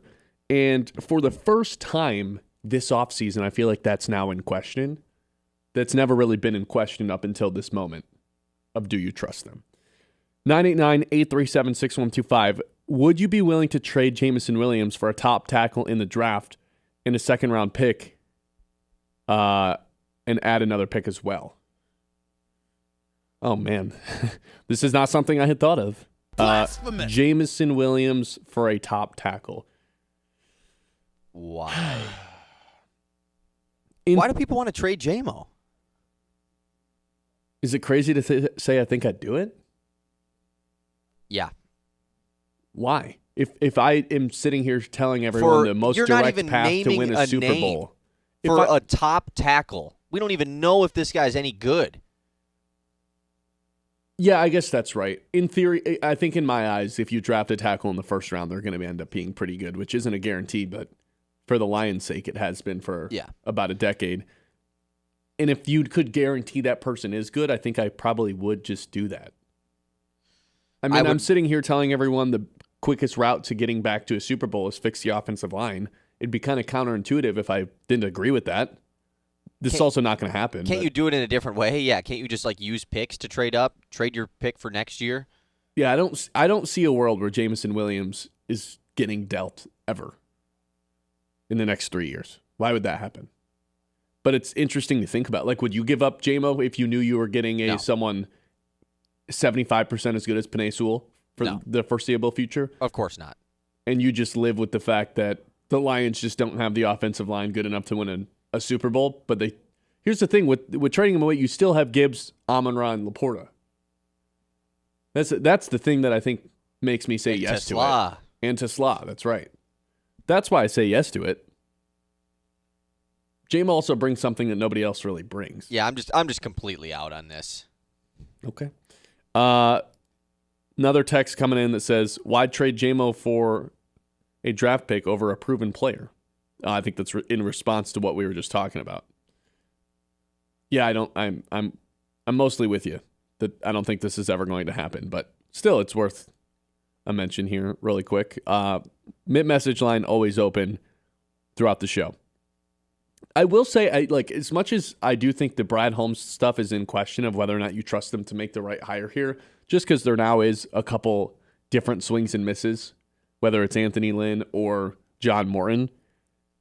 I will say this, I was thinking about this yesterday, and it does feel like they're totally right about something that I feel like they get a lot of flack for, and that would be who's playing across from Aiden Hutchinson.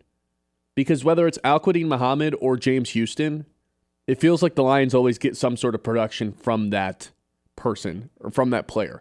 And maybe that's Brad Holmes' ability to go find somebody. Maybe that's scheme. Maybe that's playing across from Aiden Hutchinson where he makes people step up in the pocket so often, 100 times pressures last year, that whoever plays opposite of him just kind of gets to clean up 6 to 9 sacks every single season. Whatever the reason is, they get production from that spot, which is why I'm not going to be mocking an edge player to the Lions in the first round ever. It's always going to be offensive tackle this year for me. Yeah, I mean, we've been pretty aligned on that. I'm with you. It feels like tackle has to be the spot that goes. And to your point, I think that Brad Holmes' thing about not having an elite edge rusher next to Aiden Hutchinson has always been, name me the other elite edge rushing duos in the NFL. It's just something you don't really see. Danielle Hunter and Will Anderson. Okay, there's one. And yeah, one of them's on a rookie contract. And so the Lions don't have the luxury of having the one guy on a rookie contract. Now, if they drafted a guy, sure, but Will Anderson also has become a top 5 edge rusher in the league in his first 3 years in the NFL. Yeah. That's pretty hard to do. Aiden Hutchinson did it, but now he's no longer on his rookie contract. So, yeah, it's difficult to do, and that's why not many teams do it. I get frustrated when I see edge being taken in the first round, whether it's from Lions fans or just random mock drafts for the Lions. Why frustrated? Because it's completely ignoring the offensive line. I don't really think the guy across from Aiden Hutchinson is a problem or some spot that they need to fill. And I know they're never going to draft based off of needs. They've made that pretty clear. That's what I was going to say. What if the offensive linemen that they like are just all off the board and then there's an edge? Because if you go past offensive line, what's the next biggest position of need as far as drafting in the first round? It has to be edge. There's 3 different spots in the offensive line to fill. I don't think they can ever get to a point where they're sitting there at 17 and there's not a guy that they like on the offensive line. And if that's the case, and it's oh my God, there's only one guy that we had circled as a first rounder on the board, you got to go get him. By any means necessary, you got to go get your guy. You got to put the guys that you believe are first round talents into one group and make sure you walk away with one of them. There's no way you can let all those guys go and pick 17 rolls around and you're oh man, all of our guys are gone. You got to get one of them. Have to. Maybe there's 3 guys, maybe there's 4 guys, maybe there's 6 guys you think are first-round draft picks. You have to land one of them for the sake of your offensive line. Yeah. It's just otherwise, Drew Petzing's going to be set up to fail. I agree with that. I just think that, you said it yourself, they always go best player available. Are they going to reach for an interior offensive lineman in the middle of the first round that maybe they don't think is going to go that high just because of a need? Would it be because of a need, or would it be because they think the world of him, like they did with Jahmyr Gibbs, like they did with Jack Campbell? It wasn't necessarily need either of those times, but they thought the world of these guys. They need to go up and grab someone they think the world of, and they also have to recognize, okay, like now that we're in the position that we are, we a little bit do have to draft based on needs because there's a massive need on the offensive line. Massive. I'd be doubling down. I'd be drafting 2 offensive linemen in the first 2 rounds, depending on who's available. But I think you got to go kind of make something happen.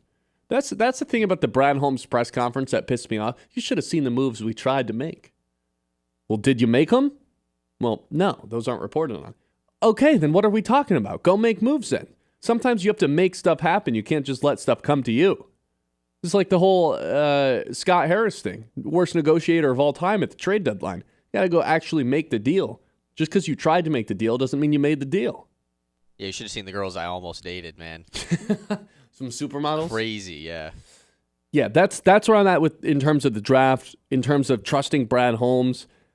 I do think it's a little bit more scheme why that edge rusher across from Aiden Hutchinson always works. I think you just get the benefit of playing across from him and cleaning up a ton of sacks. I think they'll be able to find someone and just kind of piece that together. Whether you want to draft more depth in the secondary, yeah, that's always nice, but like, what are you going to draft someone who you want to be the backup corner? Maybe the starting corner over Terrion, but again, like, I'm just saying, is that the quickest path to the Super Bowl, or is it fixing the offensive line? It's fixing the offensive line. I do agree with you. I just think, like, why are they only fixated on offensive linemen? What if there is an edge rusher they really like? You know, like, that's what you continue to harp on. Or do they only really like linemen? What if they really like a defensive like an edge rusher? Then I guess my question would be, how are you going to fix the offensive line if you're not going to take a first-round talent to address it? Because I think the difference between the first-round tackles and the second-round tackles is usually pretty massive. For sure. So if you're going to... I'm not opposed to drafting 2 times in the first round and burning next year's first-round pick to come up and do it. The issue is, if you don't draft a tackle this year, you're in the first round, you're probably not going to find your long-term solution at tackle. I'm not messing around with Taylor Decker, even if he comes back, not knowing who's replacing him. I'm not doing that again. Yeah. I don't know. Ask Atlanta how that worked out for them doing that last year. I'm never really a fan of it. You know, just don't do it to a team that you think can win the Super Bowl. If it's for a player, that's different. For a pick, it's just like, yeah, it's a little bit tough. It's scary. But I think so let's say this. They draft 2 offensive linemen in the first round. The Vega guy from Penn State, the interior guy, and they take Francis Moigo at 17. Just like that. Left tackle, left guard. You've got him. Right. And that would be post-free agency as well. And you already signed your center. That to me is like, holy cow, they're back. They are in prime position to have an awesome offensive line again for the next few years, right? Because that would mean Sewell's the only guy that's really not on their rookie deal, other than the center. You got 3 guys on the rookie deal that you're not worried about. That 2 of them were first-round talents, and Sewell and Ratledge. Oh, yeah, I'm in. I'd be very much in on being aggressive and doing that. I just think, again, it's maybe a boring radio topic, but number one priority has to be the offensive line. 989-837-6125. We'll take a trip around the league when we come back. This is the Ben Bosscher Show live here on 100.9 The Mitt. Hey, if you're looking for a new car, I can tell you from firsthand experience, Garber Chevrolet in Midland makes it easy. Bought my first car there last summer. The whole experience was smooth. No stress, just straightforward. Whether it's a new whip or quality used vehicle, the team knows their stuff and treats you right. Garber Chevrolet, a place you can actually trust to purchase your ride. The Ben Bosscher Show, built by Bresky Siding and Building Repair on 100.9 The Mitt. Hey Midland, join the Silver Sneakers and Renew Active programs at the Midland Community Center, where fitness for seniors is fun and free. With Silver Sneakers and Renew Active, seniors 65 and older enjoy access to Greater Midland Community Center, North Family Center, and Coleman Family Center, all at no extra cost with eligible Medicare Advantage plans. Dive into all group fitness classes, exclusive Silver Sneakers classes, and our Greater Midland Walking Club. Get moving with Silver Sneakers and Renew Active at the Midland Community Center. Hi, I'm Matt Smith with Matt Smith Home and Outdoors Realty. From city streets to woodland lakes, I'm here to help you find the place that truly feels like home. When you're buying and selling, you deserve someone who's in your corner, offering clear communication, honest guidance, and a modern, stress-free experience. Whether you're moving up or scaling back, or finding your first home, I'm here every step of the way from city streets to Woodland Lakes. Find me on Facebook at Matt Smith Home and Outdoors. Need a unique, versatile space for your next event? From the moment you arrive at Dow Diamond, it's easy to see how it's more than just a baseball stadium. With private areas for groups as small as 30 to large-scale events for 300 plus, even full-service catering, Dow Diamond has you covered. From trade shows, corporate meetings and seminars to holiday parties, high school proms, and weddings, book Dow Diamond for your next event. Just call 989-837-2255 or visit dowdiamondevents.com. He got it! That's 3 of them! The Great Lakes Bay Region's home for Spartans basketball. Tonight, the Spartans look for their 5th win in a row. MSU is out in Eugene, Oregon to take on the Ducks. Coverage starts tonight at 8, presented by Weiss Equipment. Every MSU game all season long. It's so fun to hear people chanting. Right here on Sports Radio 100.9. The Mitt. The Mitt. Hey, I'm Ben Bosscher. And I'm Kyle Sandel. And the two of us are live every weekday on 100.9 The Mitt at 9 a.m. until noon, giving you opinions on the teams that you care about the most. The Lions, Tigers, Red Wings, Pistons, those teams. And a whole lot more. Whether we're breaking down a game from the night before, debating the biggest news from the day, or doing a draft or spread picks, we're always having fun. I mean, come on, it's our job to talk about sports. How could we not be having fun? So if the big games aren't enough for you, if you're a real diehard fan, this show is going to be perfect for you. You can count on us to be your morning sports outlet every day. The Ben Bosscher Show with Ben Bosscher and Kyle Sandel on 100.9 The Mitt. From the hometown heroes to the college legends to the pros on Sunday, 100.9 The Mitt is your home for wall-to-wall play-by-play coverage. High school football, basketball, and hockey. Region champions for the first time in school history. Michigan State football and basketball. Touchdown, MSU! The NFL, Thursday, Sunday, and Monday night primetime games. And don't think we forgot about your hometown team. The Great Lakes lose. That ball's over and out of here. 100.9 The Mitt. Bel Air Brown, Dragon's Milk, Mad Hatter, Purple Gang, and Huma Loopalicious. These are names that let the imagination run wild and let the taste buds take a stroll. Welcome to the craft beer craze in Michigan. Bolstered by the Great Lakes and nurtured by the glacier-rich soil, here awaits a brewer's paradise. With fresh hops growing tall in the old Mission Peninsula and fresh barley fields sweeping the mitten, Michigan ranks 5th in the nation in the number of breweries, microbreweries, and brew pubs. From Good Harbor Golden to Whitefish Bay Wheat, from Motown Lager all the way to Park Bench Porter, Michigan is serving up a frosty glass of perfection. Whether you want to take in a game with a Two-Hearted Ale or just sit on a front porch sipping a Steelhead Red, let's tap into life at its fullest and treat ourselves to a taste that's pure Michigan. Your trip begins at michigan.org. The Ben Bosscher Show, built by Bresky Siding and Building Repair on 100.9 The Mitt.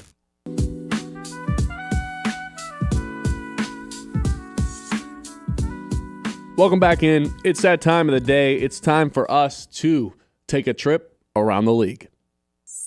It's time to zoom out and go around the league.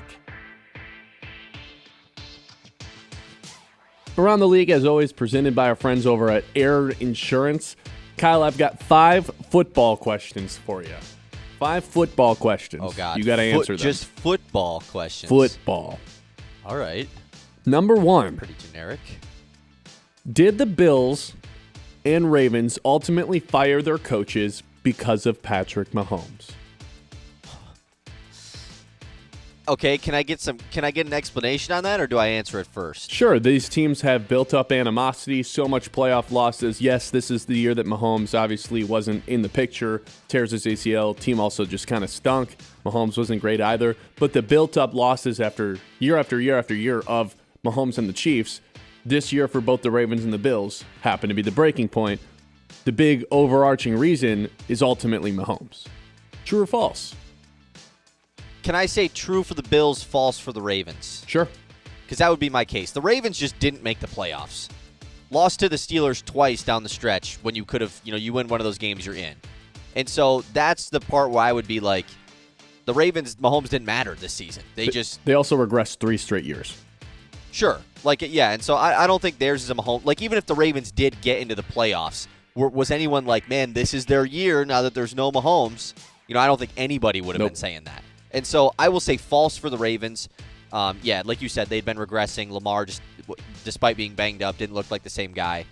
For the Bills, I will say yes, just because the only reason people were picking the Bills in the playoffs, including myself, I had a wager on them to win the Super Bowl. I picked them in all of our spread picks the first couple weeks of the playoffs. They weren't the best team in the playoffs. They were probably like the 5th best team in the AFC, honestly. Mm-hmm. But the only reason you were picking them was because, well, Josh Allen has been nuts in the playoffs and just finds a way to lose against Mahomes every time, no matter how good he plays.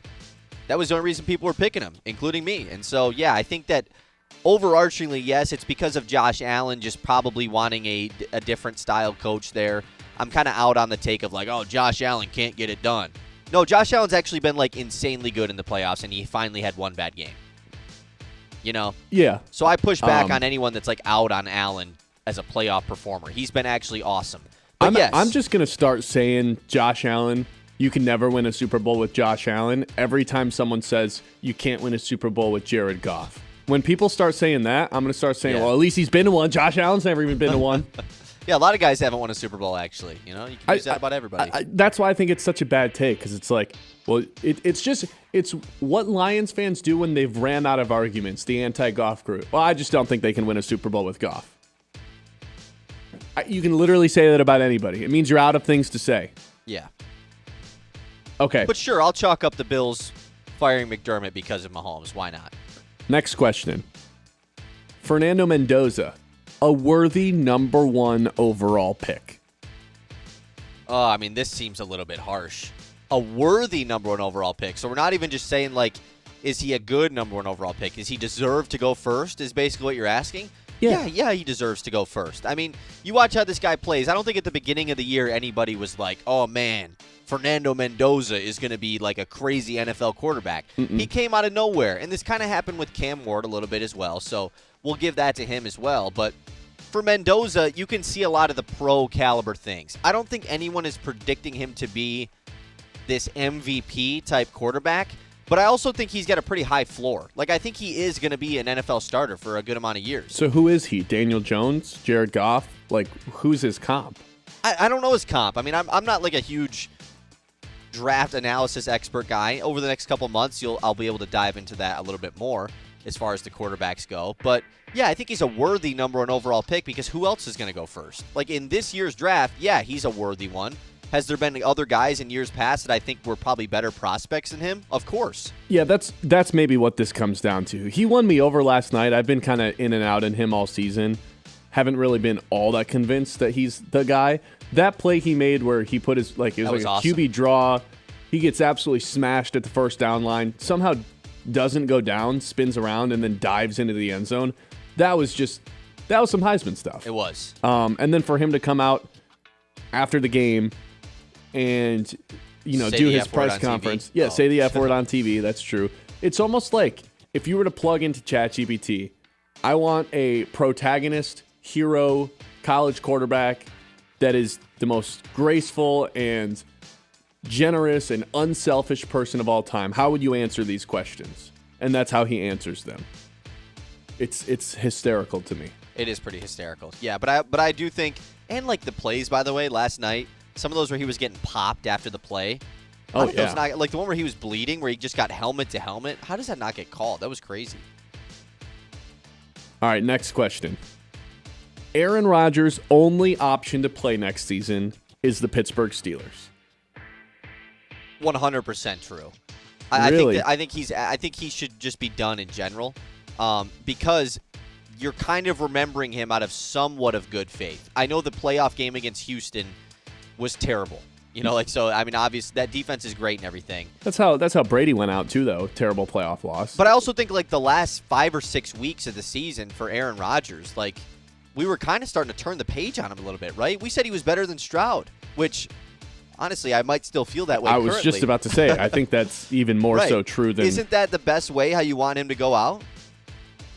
Right? Like you don't want him to come back next year when he's completely washed, be terrible, and then that's how we remember him.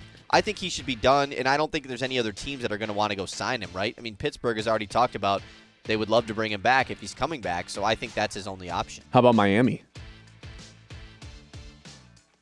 What, just because they got Hafley as their head coach now? I don't really know. Upgrade over Quinn Ewers. That's all. Sure. I don't think the Vikings would do it, but you never know. I mean, there is a good amount of teams that could use a vet QB, but I think there's a difference between a vet QB fill-in and Aaron Rodgers. That's fair. All right, 2 more questions for you. John Harbaugh will fix the Giants' issues. The issues that involve their issues? Bad ownership, horrible GM, and just a lack of culture within the building. Man, he's supposed to fix the GM and the owner. I don't know if he can do all of that. I don't know. I'd be hesitant to say so too. Man, we should get John's thoughts on this. I think it's the right hire. I think that's the best way to start this answer for that question. As far as fixing their issues, I'll say no, because like you said, their issues start with their GM. Why did Joe Schoen get to stick around? That didn't really make a lot of sense. And so, his own kid wanted to draft Jaden Daniels. Probably should. And obviously you have Jackson Dart and everything, but I don't know. I think that the Giants' job was more enticing than people thought. I think that division is worse than people think it is. And Harbaugh for sure feels like the right guy to try and regroup things in New York because it's been a long time since they've even been any good. So I don't think he can fix their issues, but I don't know if there was a better guy to bring in than John Harbaugh. All right, last question I have. Who is there the most pressure on to win a Super Bowl this season because regression is coming or the window is closing? For the 4 teams remaining. Well, it's pretty easy to rule out the guys that have quarterbacks on rookie contracts, right? I don't think it's possible for the window to close for the New England Patriots.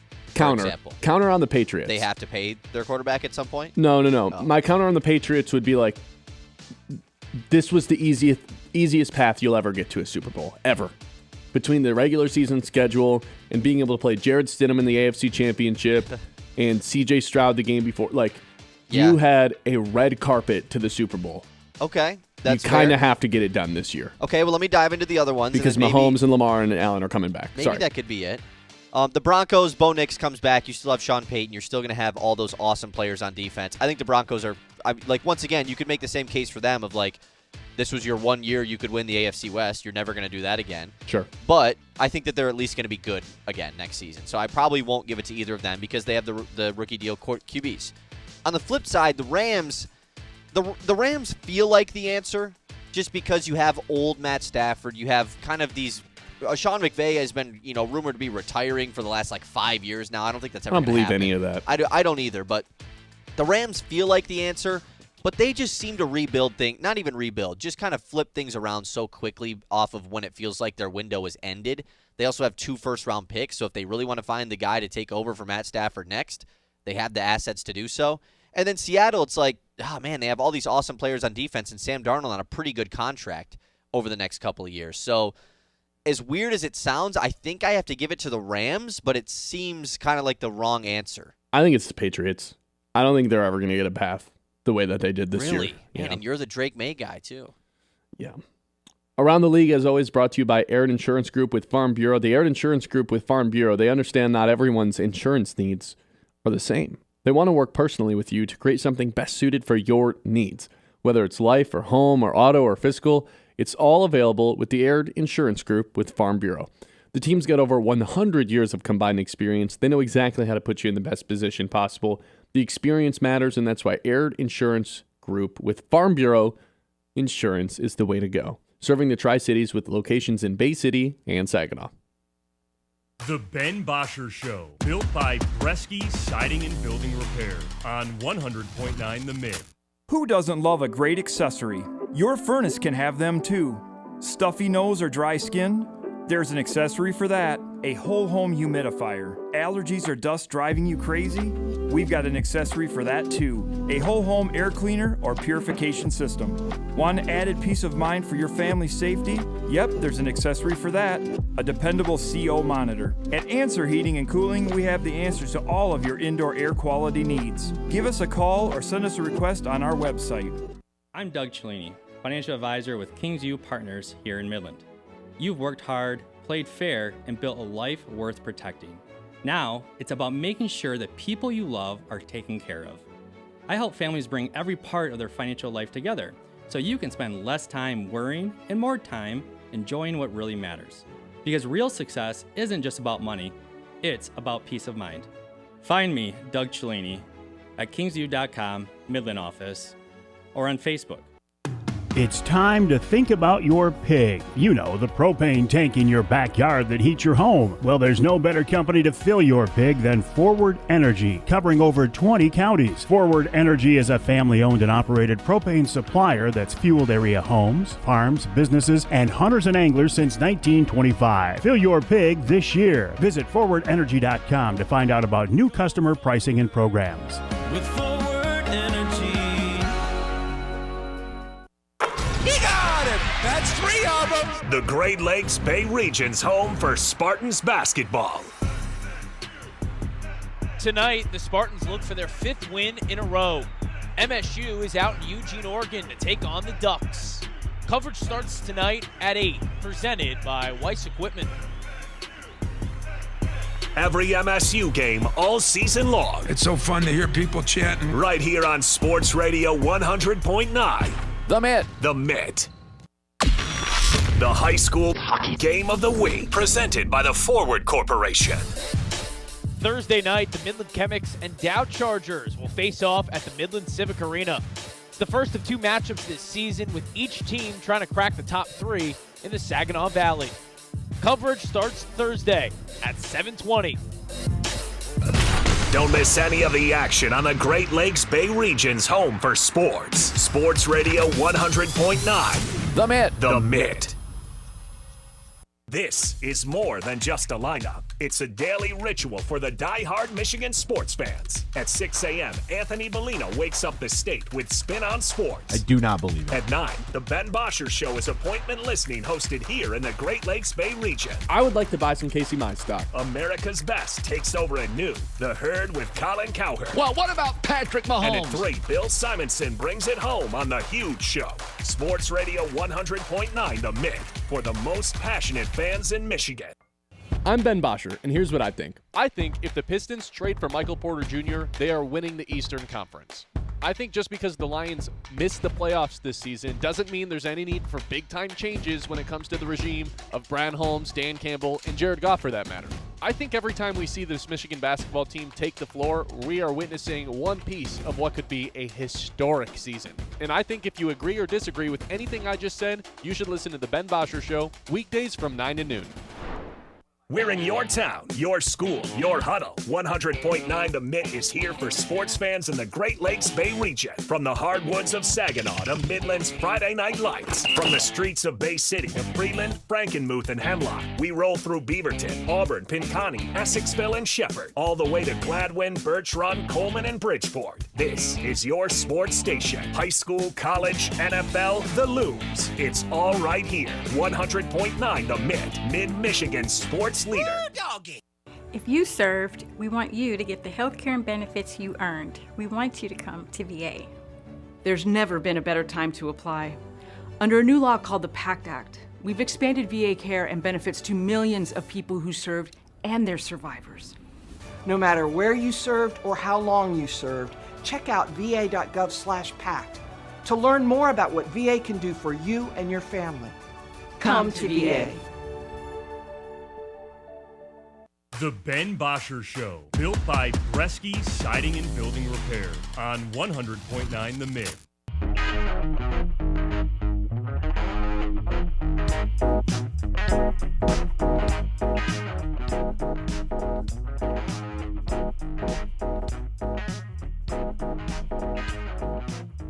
All right, let's take a timeout on the Lions real quick. I think the Pistons locked up the 1 seed last night. Overreaction, underreaction, proper reaction. The Pistons beat the Celtics. For the second time in the last 12 years, they win the season series versus the Celtics. It's the first time in 13 years that they've won a 4-game series versus them. And in doing so, extend their lead in first place to 5.5 games, but you have the tiebreaker over the Celtics, which means it's essentially 6.5 games. The Knicks are on a complete free fall right now down the standings. They got blown out yesterday with a fully healthy squad. And suddenly the Pistons have a pretty significant lead in first place. Now, I know there's a team down in Detroit that has blown a lead in the last 6 months. A division lead, a conference lead, whatever. Here's the thing. The Pistons' defense is so damn good that I have very limited reasons to believe that they're ever capable of going on a losing streak. Their defense keeps them in every single game. There's not really been any evidence that there's teams in the Eastern Conference that can beat the Pistons on a consistent basis. They have the 15th easiest schedule remaining, so right in the middle of the league. I think at this point, with another 2 months of play, that's about 34 games-ish. I think it'd be crazy for the Pistons to not win the 1 seed at this point. I think they kind of locked it up last night. Is that an overreaction? I mean, it just has to be an overreaction, right? Just because of how not even close to. I mean, we're not even at the trade deadline yet, And it's a single-digit lead. I do agree with you in the fact that it's hard to envision a world where they blow it. We're literally halfway through the season right now, 41 games in. So there's so much season left. Mm-hmm. But like you said, I don't know. It's for sure an overreaction, absolutely. But with the way that their defense is, like you said, it's hard to see them drop 3 or 4 in a row because it holds them in all their games. They could not shoot the basketball last night. I don't think they have a 3-game losing streak this year, do they? Yeah, that's a good point. They lost a couple in a row on that West Coast trip earlier this year. Jazz, Clippers. Yeah. They lost Magic, Celtics way early on, and that was it. That's the only 2-game losing streaks they've had this year. And a game like last night, it just felt like they were primed up to potentially lose, Their defense was so good, but they could not score the basketball. And then Boston comes out of the half, and Jaylen Brown is starting to get hot. They're starting to knock down shots, and it's oh, man, are they going to be able to hold up? And they just can. Down the stretch, Tobias Harris steps up. Jaden Ivey has a big fourth quarter. Cade could not shoot the basketball at all, and it didn't matter. That's just because of how good their defense is. It all starts on defense. And, man, Isaiah Stewart put on a display last night like he always does, but feels a little bit extra when they do it on national TV, when everybody's watching on NBC. Oh, yeah. You can throw Asar Thompson into that group as well. Which I guess the national championship was on, so a little bit less. But still, Well, here's the thing. You may have been watching the national championship sitting at home. In the NBA world, this was a pretty big day. Everyone was watching. All day too, yeah. There's games on all day for MLK Day, and then if you are a basketball nerd, and I'm not saying you have to be, but the NBA folks that are addicted to this stuff, this was kind of the primetime game of the day, not just in terms of, hey, it's on national television, but it's the 1 and 2 seed in the Eastern Conference. Yeah. People are watching this. And for Isaiah Stewart and Asar Thompson to both play the way that they did, how about this? Overreaction, underreaction, proper reaction. Those two guys are both going to be first-team all-defense. A game like that certainly helps their case. And the fact that they have the number 2 defense in the NBA, and the fact that, they're kind of creeping up to having the best record in the NBA. They've had the best record in the East all year. Asar Thompson with 4 steals yesterday. The team with 9 steals and 9 blocks. Isaiah Stewart just constantly defending shots at the rim. Those guys were nuts yesterday. They were everywhere. It was incredible. Yeah, we've talked about it all year. Asar Thompson is just a lock to make an all-defensive team, and it felt like Isaiah Stewart was just if he plays more minutes or if he starts games, and he will be, but it might not matter.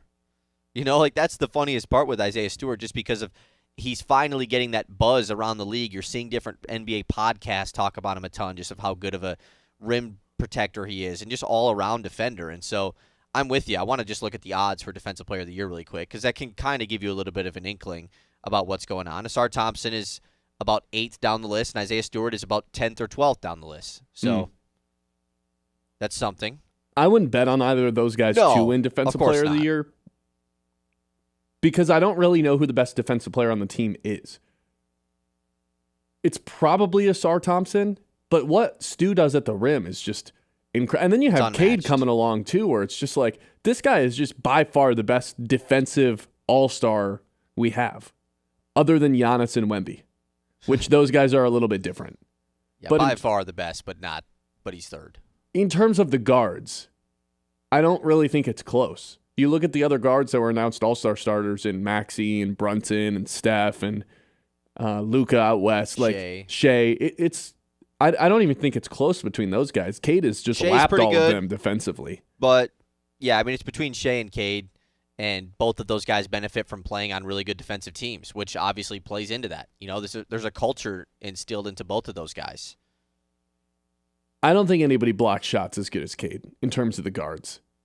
His ability, I mean, he was doing that last night too, part of the 9 total blocks. It's pretty nuts to see them, communicate with each other defensively. Asar Thompson's just, you can't shake him. He's just an athletic freak, jumps into the passing lanes better than anybody. It's like he'll be face guarding a guy and he'll want to get rid of the ball. And he can't even do that without it getting tipped and ending up in some other Pistons' hands. And then before you know it, Asar Thompson's dunking on the other side of the ball. The amount of deflections that Asar Thompson has throughout the course of these games is like truly a joy to watch. And then you have Stu that's like, if you just put your eyes on Isaiah Stewart on defense and watch how much he moves around, whether he's chasing a guy in the 3-point line, getting back into help, switching over here, pointing guys into the right direction, and then it ends up with him just getting a block at the rim, you could just entertain yourself just watching that. Only defensive highlights from him. And then Cade, too, just getting a block a game now, it feels like, as well. Again, I have no reason to think that this team's not going to win the 1 seed right now. They win the season series versus the Celtics, and the Celtics, #got pissed on. Yeah, it was great, man. I mean, that game was, and it was such a good game as well. That's the part that felt so good about it. Like, just to be able to sweep the series, not sweep, but to win the season series against Boston, so you have that tiebreaker against them. They're a good amount of the ways down the board now. Obviously, when that team returns Jason Tatum, inevitably, I will fear them. And I still think they're a really good team even without him. Like, Jaylen Brown has just taken such a step. Once Tatum returns, yeah, I'm going to be nervous. But I don't think that the Pistons are going to be in a spot once he does return to be like, man, Boston is right here to take over. They would have to obviously have some sort of streak not go their way, and they haven't had that all season. And honestly, we've talked about this, like, if anything, they're going to improve or stay the same as far as their roster goes. And they're already 31-10. Like, we just got to take a grand scheme look at this thing, man. This team is 31-10 right now, halfway through the season. Yeah, speaking of... It is awesome. Speaking of improving the roster, I feel like yesterday, Tobias Harris heard all the noise, heard all the trade rumors, saw everyone mocking Michael Porter Jr. to be the Pistons, did the math and realized he would have had to be in that trade, and just said, I'm balling out. He was the Pistons' best player offensively last night, for sure. And he had the 3 down the stretch, like, to basically ice the game. Mm-hmm. That was the first time I was like, maybe this team just doesn't need to do anything, because they're pretty clearly the best team in the East right now with the roster that they have. And that's the part that, like, I feel the way that I'm not going to be I was with the Tigers, where, yeah, they're really good at the trade deadline, but the Tigers felt like they had to do something to take advantage because we knew it was going to come to a halt. Mm-hmm. This Pistons team, yeah, they still lack a ton of shooting. You would still love for them to add shooting and offense, like, of course. But it's not a situation where I'm going to be upset if they don't do anything at the trade deadline. He was playing like Melo yesterday. Yeah. There's an alarm going off. It's really throwing me off right now. Our YouTube audience has no idea what I'm talking about. I don't think our radio audience is hearing us right now. They can't hear us, yeah. National Weather Advisory. It's cold. Yeah, it is. We could give you that. Yeah, we could. Yeah, here's the advisory. It's cold outside. It's really cold. Man, I warmed my car up for a half hour this morning. 1 full half hour I spent inside waiting for my car to be warm. Got inside my car. It was still cold. Wasn't even a little bit warm. Frustrating, right? So I would talk, but this noise is just way too loud. I got you. There we go. Yeah, no, a half hour is kind of aggressive. I think I could have warmed it up for an hour and it wouldn't have ever been cold. I just went to the bathroom and in between the last commercial break and washed my hands, and it felt like they were about to fall off just from how dry my skin is. I need some lotion or something. This cold weather is not for me, man. I hate when it gets like this. Right. Lived in Michigan your whole life, though. It's not for me. It's not for me. 989-837-6125. This is the Ben Bosscher Show live here on 100.9 The Mitt. Live on YouTube. Live on Facebook. Live on 100.9 The Mitt, as always. In the 11 o'clock hour, we're going to talk to Dillon Clark. He came on a little bit before the show, so we're going to air that for you. But, of course, we'll start things out by talking about Drew Petzing because the Lions finally got their new offense coordinator. It's Lions offensive coordinator day here at the Mitt, and I feel as if I want to share some of my thoughts with you guys. So that's coming up to start the 11 o'clock hour here on 100.9 The Mitt. The Ben Bosscher Show, built by Bresky Siding and Building Repair on 100.9 The Mitt. I'm Sarah Stockford, host of 100.9 The Mitt Success Suite, a podcast highlighting the most inspiring female leaders across the Great Lakes Bay region. This month, we spoke with Sharon Mortensen, President and CEO of the Midland Area Community Foundation. It's a group of people that come together to learn about and to provide input on things happening in our community. So our next upcoming time that we're together, we're talking about law enforcement. We're going to have our prosecutor and our sheriff and our police chief talking about what they're doing and then getting input from the group. So that's a wonderful way for people to come and learn and share their ideas. We've also partnered with the Midland Business Alliance on the My Pros Community Crowd Fund, which started, goodness now, I think it's been probably 4 years. Listen to the full episode on YouTube at 100.9 The Mitt. Subscribe and hit the notification button to be alerted when new episodes drop. That's Success Suite with Sarah Stockford. At Tommy's Express, you can get your car clean, shiny and dry in just minutes. Our state-of-the-art eco-friendly wash delivers a spotless finish every time. With the Tommy Club app, enjoy unlimited washes or paper wash. Skip the line with license plate recognition and manage everything right from your phone. Fast, clean, and simple. Visit Tommy's Express today and see the difference. Text CLEAN CARD to 86697 for a free works wash. Offer valid for new guests only. By participating, you consent to receive promotional information text from Tommy's Express. Message and data rates may apply. Message frequency varies. Broken appliance? Don't panic. Call Mr. Appliance. With a 4.9-star Google rating, our expert service professionals deliver speedy service with a 1-year done-right promise, so you can count on long-lasting repairs. We treat your home or business with care, no mess, and no trace left behind. Ask about our appliance wellness program to keep things running smoothly year-round. Visit us online at MrAppliance.com for easy online scheduling and local contact information. Mr. Appliance, speedy, trusted, guaranteed. When you go Great Lakes Bay in Michigan, lose yourself in nature and find yourself at peace. Soak up the stillness of winter on glistening trails or glide along an outdoor ice rink. Take charming carriage rides through snowy streets. Embrace the magic of the season and warm up with comfort food and handcrafted beverages. There are moments of pure greatness all around if we linger long enough to soak them in. Find yours at gogreat.com. You want sports takes? You want local voices that own the mic? Yeah. We've got them on Sports Radio 100.9 The Mitt. It kicks off at 6 a.m. with Anthony Bellino on Spin on Sports. Rise and shine. From 9 to noon, don't miss Michigan's newest sports show, The Ben Bosscher Show. Hey, remember that. At noon, you get America's smartest sports takes, The Herd with Colin Cowherd. I want Shador to play. And at 3, the one and only Bill Simonson and The Huge Show. This is where real fans stay locked in. 100.9 The Mitt. From the Blazy Electric Studios, this is Sports Radio 100.9 The Mitt. WLUN, Pinconning Bay City, Saginaw, Midland.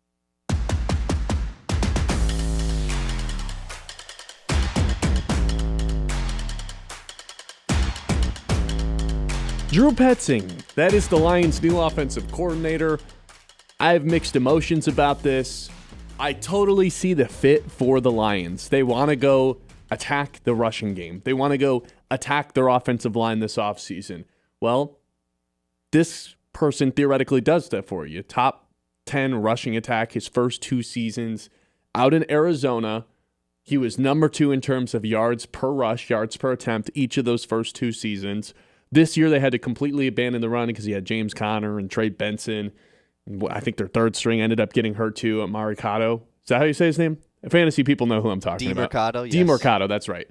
all these guys end up getting hurt. So they abandon the run, and Jacoby Brissett's all of a sudden breaking records for completions in a game and finished with the second most yards in the NFL from the time he stepped in until the end of the season.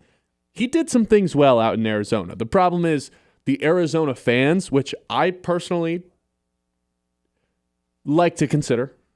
There's going to be some experts out there that tell you otherwise, but I think it's fine to kind of look at what the Arizona fans and Arizona writers said about him. They don't like this guy. They don't think he plays very well once the script is gone, after the first drive of the game, after the first drive out of halftime. They think the star players got phased out. They hate the fourth down calls. He finished in the bottom 5 of fourth down conversion percentage each of his 3 seasons calling plays for Arizona. But I did tell you guys, the number one non-negotiable was that whoever they hired at OC had to call plays. This guy has experience doing that. And I think all of us had the same exact reaction when we got the notification that he was hired. Who the hell is this? Arizona's OC? Arizona stunk last year. What? Who the hell is this? That was all of our reactions. And that's totally fine to feel underwhelmed by that move and to feel like there's better candidates available. But if the goal is to get back to the Super Bowl, I think the express route in that happening is fixing your offensive line and your rushing attack. Because against the good rushing attacks, this offensive line wasn't very good. All right, this team finished 25th in terms of EPA per rush. Both the running backs were under 50% in terms of success rate. That's not very good. They did take a step back this year. I think that's partially due to the offensive line being worse and partially due to the lack of creativity in the run game. They found someone who can potentially help in the latter. They still have to upgrade the offensive line. You can like him, you can hate him, feel however which way you want to about Drew Petzing. The reality is they have to continue to help the offensive line because he is going to be set up to fail if they don't fix that this offseason, whether that's through the draft, through free agency. Ideally, it's through both. In order for him to succeed and for us to fairly judge him, they have to continue to add to that. Drew Petzing's a fine hire. I like the fit. He's done some good things. Just because we didn't know him doesn't mean it's a terrible hire. Here's the thing, though. It doesn't solve any problems. It's not like we're sitting here telling you it's a slam dunk hire, some home run. You still have to do those things this offseason. Have a slam dunk draft pick in the first round, offensive tackle. Bring in the best center that's available in free agency. McGovern or Linderbaum. Bring one of those guys in. Figure out the money. Clear up some cap space with the Jared Goff contract, with the Sewell contract, with the Amon-Ra contract. You still have to continue on this offseason. It's not like problems have been solved. Because all those doubts that we had going into the last couple games of the season, all the stuff that me personally keeps me up at night about never being able to get that offensive line back up to standard, all that stuff's still true. And Dan Campbell and Brad Holmes have whiffed before on hiring their offensive coordinator, not once but twice. Do not forget about Anthony Lynn. So, of the 3 guys that they've had be their offensive play caller, their offensive coordinator, 2 of the 3 have been total whiffs. Is this person going to be a whiff, Drew Petzing? Time will tell. I don't think we can judge him right away. But you do have to wonder if Dan Campbell and Brad Holmes overlooked other candidates that were maybe just more talented play callers for the sake of fit, for the sake of culture. Are their own egos getting in the way? Potentially. I think the bottom line is this. Whether you're trusting the Arizona fans that hate him, whether you're trusting the experts that think he does some really good stuff, whether you want to form your own opinion about him, you do you. What matters is they got to continue to build on this offensive line because if they don't, this guy's going to fail. Point blank, period. That is my story. Well, yeah, and it doesn't also change like whether or not you feel about him, good or bad. He's still the offensive coordinator. And if you're a Lions fan, don't you want him to be good? You know, like that at the end of the day, like he's the OC no matter how you feel about him. It was the same way about when they got John Morton. Oh, I thought they should have went and got an experienced guy that was coming from somewhere else instead of doing an in-house hire. Cool. Let's get back to reality. Exactly. You thought they should have done something else? Well, they're not going to. So now you kind of have to move forward. And like you said, this now comes back to a let Brad Holmes cook. You know, that's what this is. Dan Campbell, sure, yeah, he's the coach and he's going to be the guy that's working hand in hand with Drew Petzing. Of course, it doesn't matter if Brad Holmes doesn't bring in the right pieces for both of them. I think it's in unison, though. I think these hires are 50-50 Holmes and Campbell. to be honest. No, I do, but I'm saying from this point forward, like this is all Brad Holmes' show. Oh, you mean from an improvement standpoint? Yeah. I'm with you. Yeah, I agree. I think the hires for both of them, totally. I think they of course probably did this hand in hand. And they, to be honest, they have not shown the ability to find an exterior candidate yet for bringing in offensive coordinators. They had Aaron Glenn. They brought in an in-house guy in Kelvin Shepard. They brought in Anthony Lynn, total disaster. Ben Johnson fell into their lap. Then they completely whipped on John Moran, who was somewhat of a person that they tried to just bring back the Ben Johnson scheme because he was here in 23. And now they're, in a way, doing the same thing by hiring Ben Johnson's best friend, which is weird, and I can't really see past that. And I can't see past the Arizona fans that despise this guy That's the and part think to he should me, be man. in jail. Ugh. But if Brad Holmes does his job well this offseason and increases the offensive line and improves it, then I feel like Drew Petzing could be in a... All that stuff we were saying about Mike McDaniel, that this is the best position to walk into, it's still true for Drew Petzing. It's not like any of that has changed. That's a great point. We just have to make sure that he's set up to succeed just as much, if not more, than we would have with a different offensive coordinator. You got to go set this guy to succeed, and you do that by attacking the offensive line in the draft and free agency. Attacking. Not letting them come to you, not waiting to see what's there for you at 17. Find your guys and go get them. I love that. And that the best point I think that you made all day is that it still is the stuff we were talking about with Mike McDaniel, it still exists. Just because it's a different guy and we think, oh, well, this Lions OC job was such a home run job for anybody to pick up. Why did they go with this guy? It doesn't change the fact that they still have all these great weapons.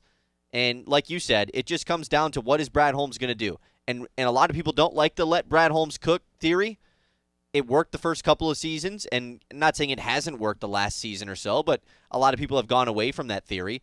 Well, it's going to happen nonetheless. You know, what is Brad Holmes going to do to upgrade this offensive line and to put Petzing in a position to succeed? That's what we're excited for. Do you put any weight into the fact that when Arizona was healthy this season, which was not for very long, as far as Kyler Murray and James Conner both being healthy, they were 2-1, and the one game they lost was a 1-point loss to a 49ers team that went to the divisional round. Yeah, but their two wins were what? Carolina and... Carolina, the playoff team? And New Orleans, Carolina, the team that hosted a playoff game? That one? How awesome is it that I just pulled that off the top of my head, though? I knew who they played. The Arizona Cardinals, first two seasons. And the New Orleans, the team that beat that Carolina playoff team twice? Oh, my God. Seems Arizona like they had was on fire it before seems like Kyler they had a got pretty hurt. tough schedule, man. Yeah, they you know, if the Lions fans want to make the excuses about the injuries, and I'm going to use that word carefully. I'm going to take that word back. If the Lions fans want to bring up injuries, that's fine. Arizona dealt with it way worse than the Lions did this year. They dealt with it worse than any other team. And, like, the funniest part about, and this isn't come down to the coordinator, you wouldn't think so, Arizona lost 5 games in a row after starting 2-0. They lost those games by combined 13 points. Oh, my God. Isn't that crazy? I did see some stuff, though, about the last 3 years. I don't have the number in front of me. Drew Petzing's record, or the Cardinals' record in one-score games, was very bad. I mean, and maybe that's more of a Gannon thing. This season, it was really bad. Yeah, I mean, they lost pretty much every single one-score game, right? Yeah, the first 2 games of the year were one-score wins, and then after that, they went 5 wins in a row, losing by 1. So I want to credit him for what happened to that Arizona offense with Jacoby Brissett, but it's hard to at the same time because they just simply weren't winning games. You know what I mean? Like the fact that they were putting up numbers and making games close, and maybe a lot of them were garbage time numbers, but I mean, Jacoby Brissett broke the NFL record for most completions in a game. That's crazy to me. It shouldn't be right. You know, I think a little bit of like they're losing the whole game. They just don't have any healthy running backs. They're legit just passing every time. He still put up numbers. Yeah, totally. Brissett looked good. Like I think Brissett has earned the you draft a quarterback, but you want Brissett to start the first 5 weeks. He's that guy next year. And Trey McBride solidified himself as the best tight end in the NFL this year. Totally. 126 receptions. Good thing for Sam Laporta, as long as he's healthy. Still questions about his back, but if he comes back healthy, he's probably the biggest winner from all of this. Again, I see the fit that the Lions wanted to do with Drew Petzing. I totally understand their vision. The vision board's right there. It's fix the run game. Priority number 1, 2, and 3. Okay, you checked off what's first in terms of the timeline this offseason. Hire an offensive coordinator that specializes in the run. You can't stop now. if you're going to lean into it, lean all the way into it. Fall into it, for that matter. Draft an offensive tackle at 17. If I'm in charge, who knows what would happen? I would be drafting a second offensive lineman in the second round. They should hire Ben Bosscher as the OC. Right. As the OC, no. Absolutely not. I'd sit on the sidelines with Dan Campbell and tell him when to call timeouts. I feel like there's a lot of people that are qualified to do that. A lot of people could do that. Probably most people watching this show. And I would be finding a center, hopefully, in free agency. Or a left guard, and then you let that person compete with Christian Mahogany to see who wins that job. I don't think they should just let Christian Mahogany walk in without any competition in a That's camp. fair. And the Frazier's still there, obviously. But yeah, I get what you're Frazier's, you don't need to find competition for him. I mean, yes, but... Like, he is the competition is what I'm saying. Yes. Right. That would be my offseason plan. Again, if I'm the Lions, I'm okay with this hire as long as you continue to lean into the mentality of, by all means necessary, fix the offensive line. Yeah. My only gripe is that he just doesn't really fit the hot, young, new guy, because he certainly is not hot. Well, that brings us to one of our text messages, 989-837-6125. It says, is the Lions OC hire somewhat based on the fact that if he's good, he maybe won't leave or won't be sought after? Well, if he's good, I think he's going to be sought after no matter what. That's the thing. But to this texter's point, do they not go with McDaniel or Zach Robinson or somebody else with the idea, hey, if this guy has any success in year one, we're going to have to do this whole thing again next offseason? Drew Petzing, it seems like, more so than these other candidates would have maybe to build up his resume for 2 years. Because this is something that Campbell noted at the end of his season press conference, is if we hire it, I got to weigh whether or not I'm calling plays next year, because if we hand the keys over to someone else, we're just going to be dealing with this over and over again. I don't think Campbell should be calling plays no matter what. I think Petzing has to be the one to call plays. He will be. Maybe they did go with this person thinking a little bit more 2-year plan, knowing that he probably won't get poached, or it's more unlikely that he gets poached if they bring in a guy like that. I think it's a bad mentality to have if that's the sole reason, right. But I doubt it's the sole reason that they went with this hire. You know? RP says, does Ben Johnson have any other friends that we can hire for other openings? That's the weirdest part to me, man. I can't. It's just, it gives me a weird feeling in my gut that they hired Ben Johnson's best buddy. It's like they can't let it go. I don't know. 989-837-6125. 11 o'clock hour, as always, is brought to you by our friends over at Yiter Insurance Group. Life happens fast, and at Yiter Insurance Group, they're here to make sure you're covered every step of the way. Locally owned and trusted in Midland for decades, they treat you like family, not just another policy number. From home and auto to business and life insurance, Yiter is the right coverage for every stage of life. Their team makes insurance simple with expert advice and real people you can actually talk to. That's Yiter Insurance Group. They'll be there when you need them, all the way back since 1940. The Ben Bosscher Show, built by Bresky Siding and Building Repair on 100.9 The Mitt. Hi, this is Kurt Yiter from Yiter Insurance Group. When the calendar flips, we all have new goals, new adventures, and new things to protect. At Yiter Insurance Group, your hometown auto owners insurance agency, they're here to help you enter the new year fully covered. New car, new home, or simply wanting peace of mind for your family.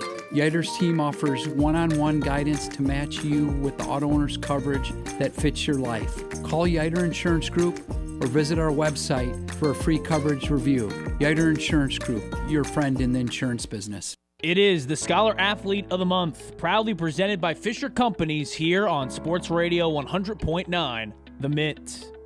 This month's recipient is Anyela Eichelberger from Saginaw United. With a 3.99 GPA, Anyela is a two-sport athlete in volleyball and tennis.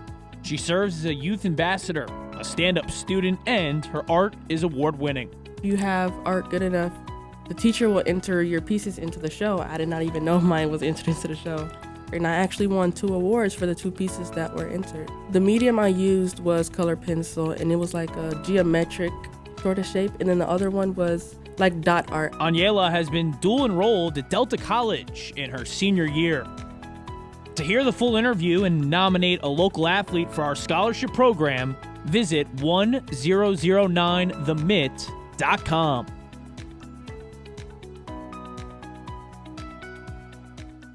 There's pizza, and then there's Pizza Baker pizza. At Pizza Baker, every pie starts with our handcrafted sourdough.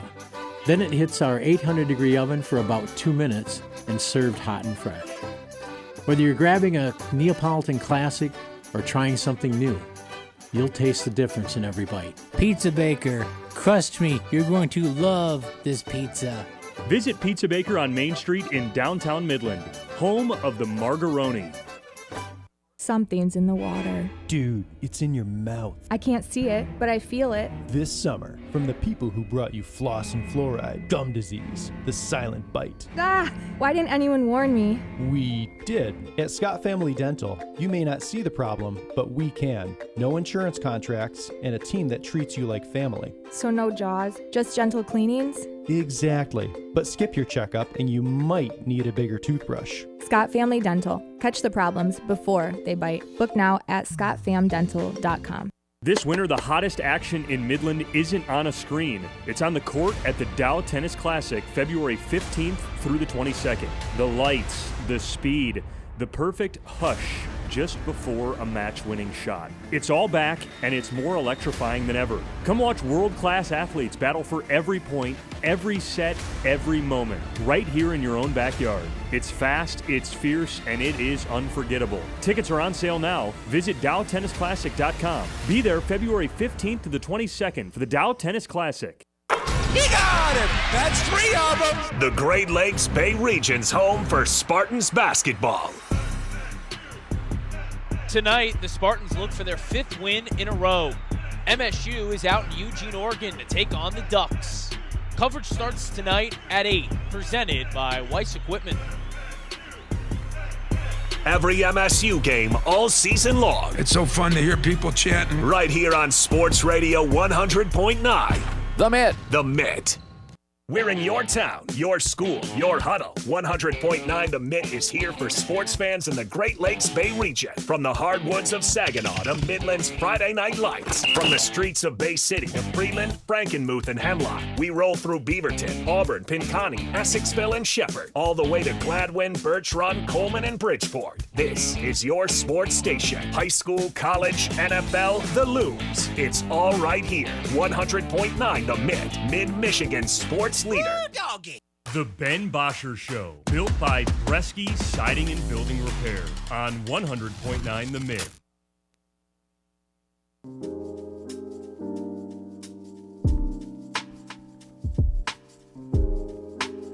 Welcome back into the show. Ben Bosscher here with you as always. Kyle Sandel behind the glass. He's going to take it away with the news. The Mitt's Morning Catch. All right. Haven't hit the news yet today. So let's do it right now. We already talked about the Pistons, but let's just bring it up again. Why not? The Pistons with a big 1-point win meant Jaylen Brown had a chance to hit the buzzer beater. This one would have really hurt if they lost because it just felt like the Pistons were for sure going to win the whole game. It felt like they were in control, yet it came down to the end. But you mentioned it earlier, now a 5.5 game lead in the Eastern Conference. Which is kind of like a 6.5 game lead over as long as the Celtics are still in second because now they own the head-to-head tiebreaker over them. Right. I think this is incredible, man. It's really the only thing that's keeping me from going crazy with the Lions and how badly their season ended compared to the expectations. The Pistons being the one seed, and the Wings, but the Pistons specifically being the 1 seed and just dominating everyone they play with the defense. It's keeping me alive, man. It's keeping me going every single day. Hell yeah, me too. All right, we got the new AP poll in men's college basketball. Michigan back inside the top 3 after Iowa State dropped a good amount of rankings after losing 2 games this week. Michigan State is back inside the top 10, right there at the back end of it at number 10. Nebraska is now only one of 3 undefeated teams. They're number 7. And Miami, Ohio is number 25. They've snuck in. They're the 3rd undefeated team left in the country. But nice to see both Michigan and Michigan State back inside the top 10. Second poll this season that's had them both inside the top 10. Hopefully they Well, I don't want for a either good of them chunk to at the beginning of the lose. season. I don't want either of them to lose for the next 10 days. Of course not. If they could both walk into the game next Friday in East Lansing with top 10 rankings, That would make for such an incredible game. It'd be awesome. Such an awesome matchup. They both play tonight. Michigan hosts Indiana at 7, and then MSU closes out their West Coast trip against Oregon at 9. But yeah, you talk about the games coming up. Like, what a week next week is going to be for Michigan, because obviously you have the Michigan State game on Friday. They also play Nebraska next week on Tuesday. So you're going to have Michigan versus Nebraska. If Nebraska can stay undefeated up to that point, I mean, that would just be a super entertaining game. That one's in Ann Arbor? It's in Ann Arbor, yeah. Good. Nebraska has Washington and Minnesota this week, so like a pretty good chance they go into that game still undefeated. Wow, that's going to be a ton of fun. I can't wait. Just for Michigan to have to back it up with, yeah, we just played one of the 3 undefeated teams left. Now we got to play Michigan State, a rival. It's going to be good. Bless you. Thank you. You're welcome. College. This is when the college basketball really starts to ramp up. It's awesome in November when you have all these like tournaments and holiday stuff and Thanksgiving tournaments and Maui and all this Champions Classic stuff. And then it kind of goes away in December. And then it comes back in late January, February. And we're here right now. And that's where we are. All right, we have not even talked about this all day. I guess, no, we did a little bit, but Indiana, they won the national championship last night, their first national championship in program history. It's 3 straight for the Big Ten, which is the first time, by the way, the Big Ten has won 3 straight national titles since the 1940s. Kind of crazy that this hasn't happened since then, but yeah, what a season from the Hoosiers. I think those are my 2 big takeaways. The Big Ten is officially kind of all they were already unofficially the best conference. They are officially the best conference now with the 3-peat and also the 0 appearances in the national championship for the SEC over the last 3 years. They're the best conference, and my other takeaway is there is not a better coach in sports right now than Kirk Cignetti. He's by far and away the best coach in college football right now. The gap between him and number 2 is the biggest gap between the best coach and the second best coach in all of sports. Any pushback on that? It's a big statement. I mean, I would have to think a little bit more, but like just, it's not even close, you're saying. I would say Kirby Smart's still probably 2. Oh, you're saying just, I was talking in all of sports. Yeah, I don't think it's close. I think he's the best coach in sports. Not from a legacy standpoint. You like don't if think you want it's to pull close? out Eric Spoelstra, sure, but I think the gap between him and number 2 in college football is the biggest Yeah, I gap think between a that's number fair. 1 and number 2. Yeah, which just in my mind makes him the best coach in sports. Yeah. Pretty awesome stuff. And we talked about this yesterday. Like, a lot of teams are trying to aim to do what Indiana did. I don't know. I think this is a little bit different. Like, you can't just toss out any of these mid-tier SEC and Big Ten schools and be like, who's the next Indiana? There is no next Indiana. Yeah, they're one of the worst programs in Power 5 history up until even, like, the Michael Penix era, and then obviously now with Kirk Cignetti. Like, that's not getting changed. There's a reason this is special. Yeah. It's because it's never happened before. Yeah, it's not like this is a new era. Like, it is a new era of college football, but I don't think all of a sudden this is going to happen every year. No, like, it's not, yeah, there could be teams that kind of come out of nowhere. Like, I've seen people say, can Michigan State be the next Indiana? No, they can't, because they actually have a good history. Oh, don't do that. Don't even do that to yourself, Michigan State fans. Don't even put those sort of expectations on next season. I'm not just saying them. Like, there's Missouri has been a team that's been tossed up. These teams have been good before. Indiana had never been good ever, you know? So it's like, I think they were like the first program to 700 losses or something ever. Like, just a ton of bad history there. Really cool story for them to turn it around. They feel like a machine at this point. The way that they're bringing in old, experienced players as much as people would like it to be the old way, and you recruit your guys and develop them from within. Indiana's not really about that. They're looking for guys with experience. They want to attack the portal, and then once you show up, it feels like a well-oiled machine for practice, attention to details. Of course their special teams shows up yesterday, right? Yeah. Of course they block a punt for a touchdown, because why wouldn't they? They're the most prepared team in all of college football. It's a well-oiled machine, and it's all the fuel is Kirk Cignetti. Like, it all comes down to him. And shout out to Miami, too, because they played pretty good. They did. It was closer than I thought it'd be. Yeah, it definitely was. I mean, there was a chance there. It was like Miami got the ball back, and I'm like, dude, can Miami actually go down and win this game right now? Yeah. No, but it was a thought. Shocked the world. A couple of head coaches got hired in the NFL. I woke up to about 30,000 Twitter notifications this morning, all telling me the same thing, that Robert Saleh has been hired as the Titans head coach. Dope. Salah. We get to see him versus Liam Cohen twice, though. They almost got in a fight on the field last year. Oh, that's right. So that's going to be fun to see, at least. I'm what, Salah took 1 year off and got a head coaching job? Yeah. Yep. That's a lot quicker than I thought. I thought he was going to have to be a DC for a while. But they had and he was the DC of a 49ers team that had a bad defense. Yeah. But also, I think a lot of people felt that Robert Saleh was a pretty good coach. He just coached the Jets. And had Aaron Rodgers. Yeah. Which doesn't seem as bad of a statement now as it did 2 years ago. But remember how plagued they were when he showed up? Just the Jets 100 bad things in a row happened. You're just so set up for failure with Woody Johnson as your owner. It's truly so bad. So, yeah. I'm a little bummed that Cam Ward doesn't have an offensive mind as his head coach, but it seems like they have an adult in the room, culture guy. Brian Callahan worked out so well. That's probably what the Titans needed the best. Yeah. And then the Dolphins have hired, this was after the show yesterday, Dolphins have hired Packers defensive coordinator Jeff Hafley to be their head coach. Remember we thought Calvin Shepard was going to be their coach for 4 hours? Yeah, and then they hired Hafley as soon as their interview was over.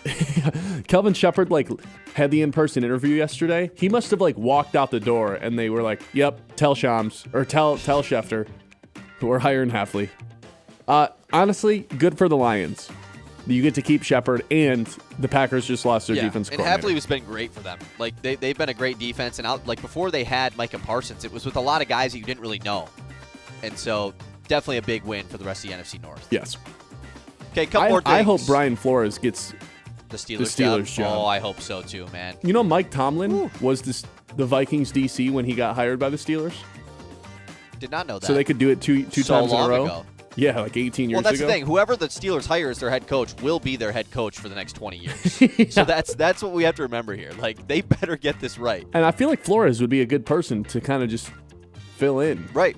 You're getting a good defense every year. Seems to fit the kind of rawness that Mike Tomlin had. The bluntness. Yeah. Seems like somebody that Pittsburgh would totally get behind. And would be a huge win for the Lions because get that guy out of our division. Please get him out of our division. Yes.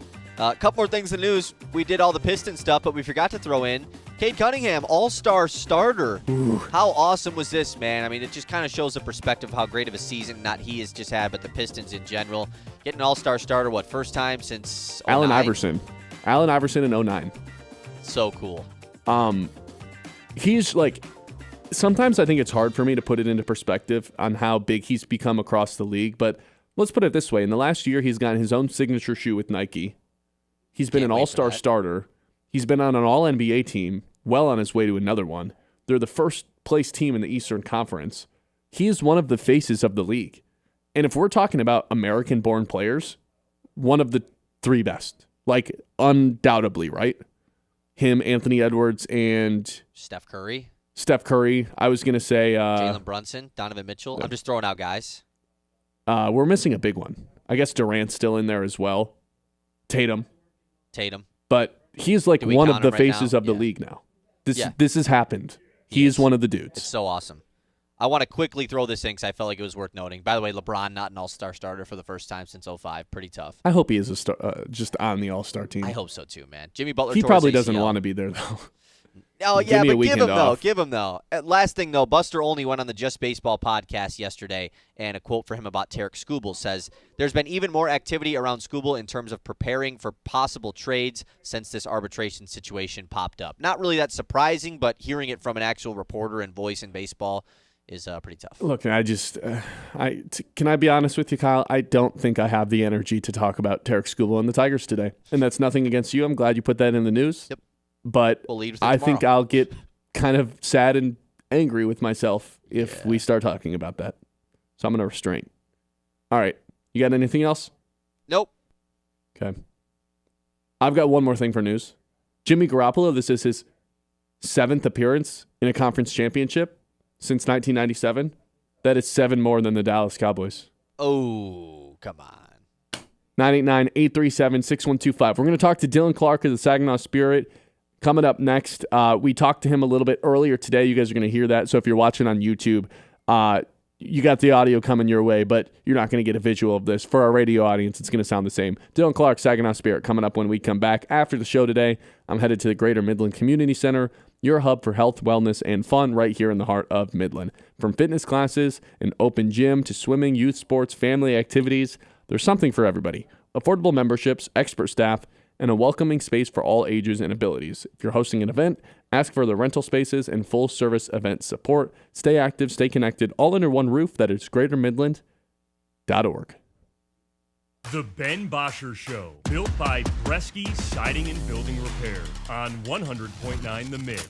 Mirror, mirror on the wall, whose house is the nicest on the block of the mall? Not yours. What do you mean? Your siding is faded, your gutters are falling off, and you have shingles missing. I suggest you call Bresky Siding and Building Repair. I'm going to call Bresky Siding and Building Repair right now. Mirror, mirror on the wall, now whose house is the nicest of the mall? Yours is, kind sir, yours is. Call me, Derek Bresky, at Bresky Siding and Building Repair today. I'm Sarah Stockford, host of 100.9 The Mitt Success Suite, a podcast highlighting the most inspiring female leaders across the Great Lakes Bay region. This month, we spoke with Sharon Mortensen, President and CEO of the Midland Area Community Foundation.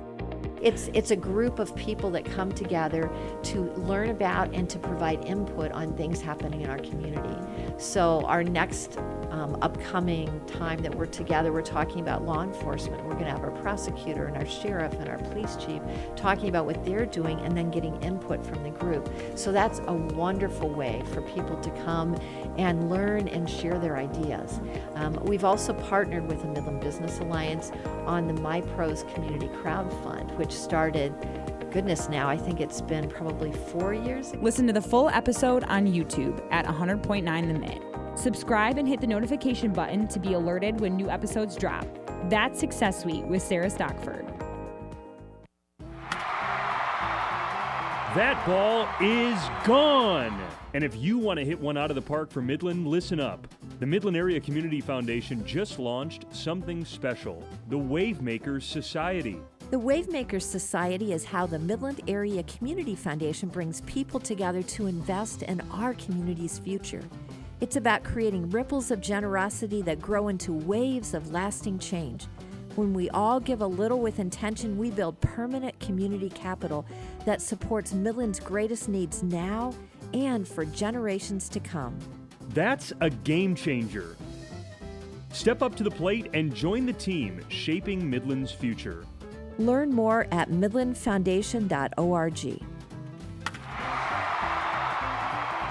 Make waves. Create ripples. Shape Midland's future today. From making athletic footwear stronger and lighter to powering the future of electric racing vehicles, material science and R&D are the MVPs of innovation. At Dow, we collaborate with customers and partners to tackle a wide range of sports product challenges with cutting-edge advancements in technology. Dow's innovations can help to improve performance and sustainability throughout the world of sports. Dow, at the intersection of sports and science. Local sports don't stop when the game ends, and neither do we. 100.9 The Mitt is your digital home for the latest news across the state of Michigan. From high school to college and the pros, it's all on our socials. Follow us on Facebook, Instagram, TikTok, and YouTube. Just search 100.9 The Mitt and join the squad. Stay locked in on the latest stats and stories with exclusive video takes from local talent. Sports Radio 100.9 The Mitt. The Ben Bosscher Show, built by Bresky Siding and Building Repair on 100.9 The Mitt.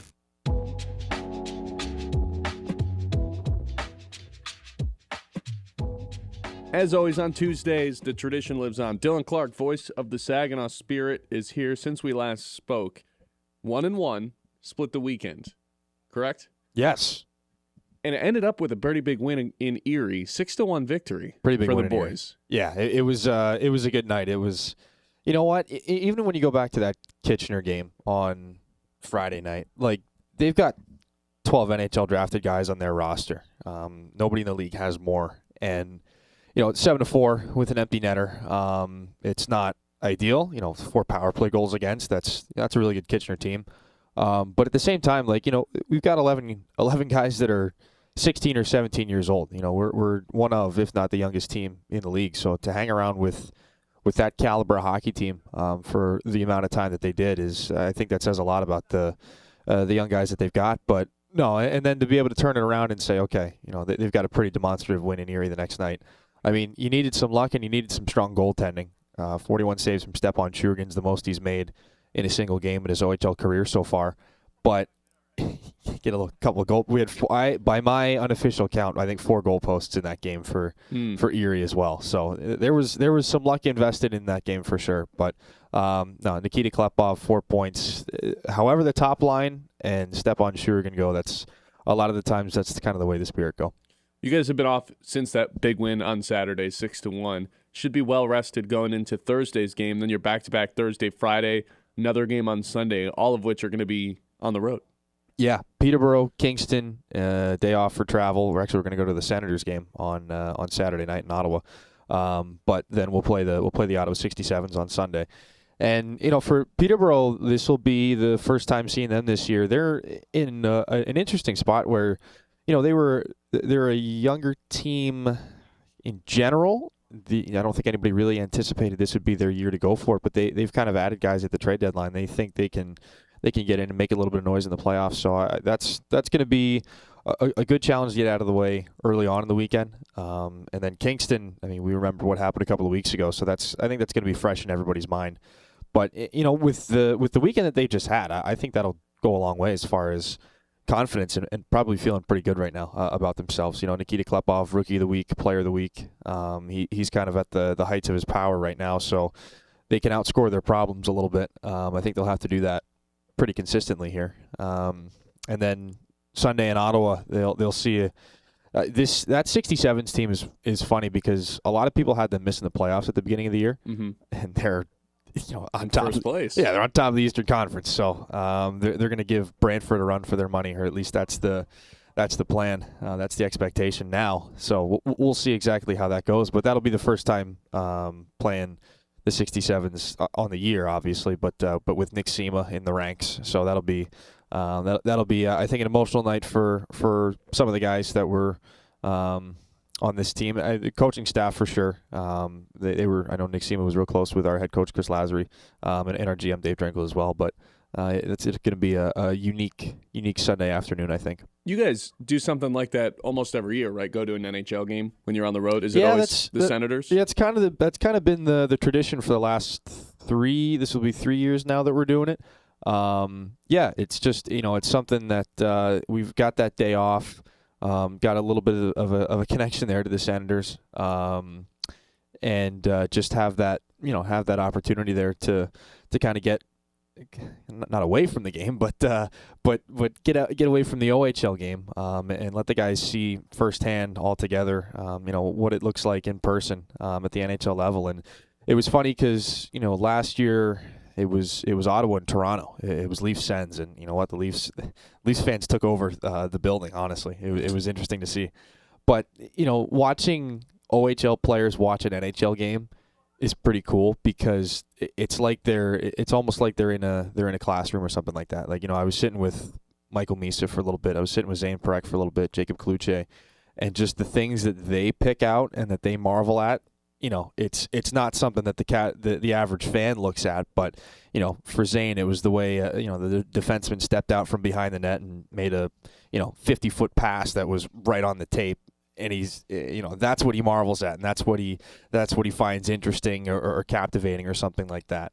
So it's cool to kind of watch it through that lens of a 17-year-old or an 18-year-old that's hoping to be in that league and has a really good chance to be in that league pretty soon. Speaking of Michael Misa, did you catch his game against the Red Wings? Couple of games. What is that? A week ago? About? Yeah. They were in Detroit the other week. I think that ended up being still Actually, I'm blanking on the score of that. I know Mike didn't have any points in that game. He had a couple of assists the other night against Florida. I think it was 4-2. Wings won. Yeah. The Wings won that game against San Jose. The Sharks just won the other night against Florida. Mike had a couple of assists, and you know what? Misa and Chernyshov linked up on a goal for I think Mario Ferraro for San Jose. So it's always cool to see those guys together again, because like if you go back and you look up the goal. It's Mike goes over to Igor and they get the fist bump first, and then they go over and they join the rest of the celebration, and it's like that's awesome to have gotten to see not many, probably 30 games with those guys together in Saginaw, just because Igor Chernyshov is going to be like the greatest cult player in Saginaw Spirit history. He has to be. Just for 2.5 points per game over a couple of months sample size, but to see those guys do it at the NHL level is pretty cool to see. Yeah, I threw the Wings game on, and it's not that I didn't think about it, but I just threw it on within 3 seconds. I turned it on in the middle of the first quarter, and they were like, Michael Misa, the Saginaw Spirit. I was like, wait, what's going on? Yep. And sure enough, I was like, oh, wait a minute. Yep. We're playing the Sharks today. So that was a cool little connection that I thought was fun for a lot of the Red Wings fans that happen to also be Saginaw Spirit fans that are in the Great Lakes Bay region. All right, so right now, you guys are in a playoff spot. Oh, yeah. 8th place. Oh, yeah.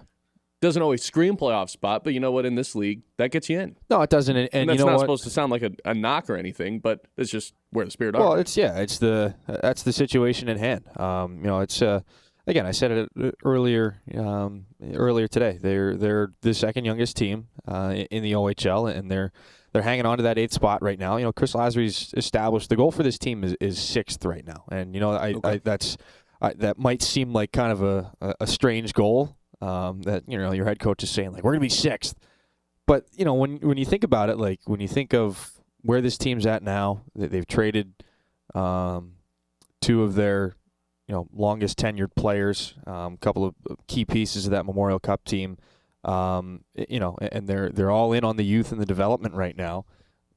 Typically, teams in that frame of mind are not in the playoff picture, but 6th place is.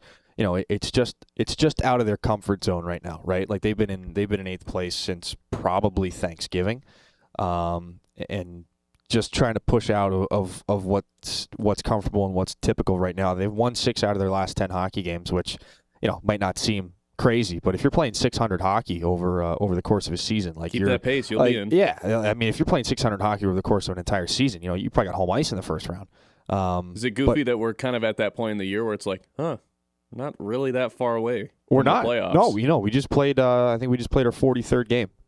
You guys play 60? We play 68. 68. So okay. We got 25 games left, and it creeps up on you fast. I mean, think how quickly 25 games can go by. So no, it's not crazy to think playoffs or talk playoffs right now. We're almost into the month of February. We'll be at home a ton in February. So I was going to say, you guys ended January just all on the road. It's weekend after weekend being on the road. We're back home on the 31st against Barrie, and then we're home. I think we got 9 or 10 home games in February. So we'll be back. I know for people that haven't seen us in a while, we'll be back, and hopefully we got maybe 6 points coming back from this Peterborough, Kingston, Ottawa trip. But I like that goal. I like that goal of 6th place because, like I said, it's just outside of their comfort zone. It's something to push for. It's something to put these young guys in the mindset of a playoff mentality. There's still a lot to chase. There's still a lot to look forward to. There's still goals that are being set up for this hockey club to kind of push and develop and see exactly what they can turn into. Dillon, we're going to be talking to you every single Tuesday for the rest of the season. Getting us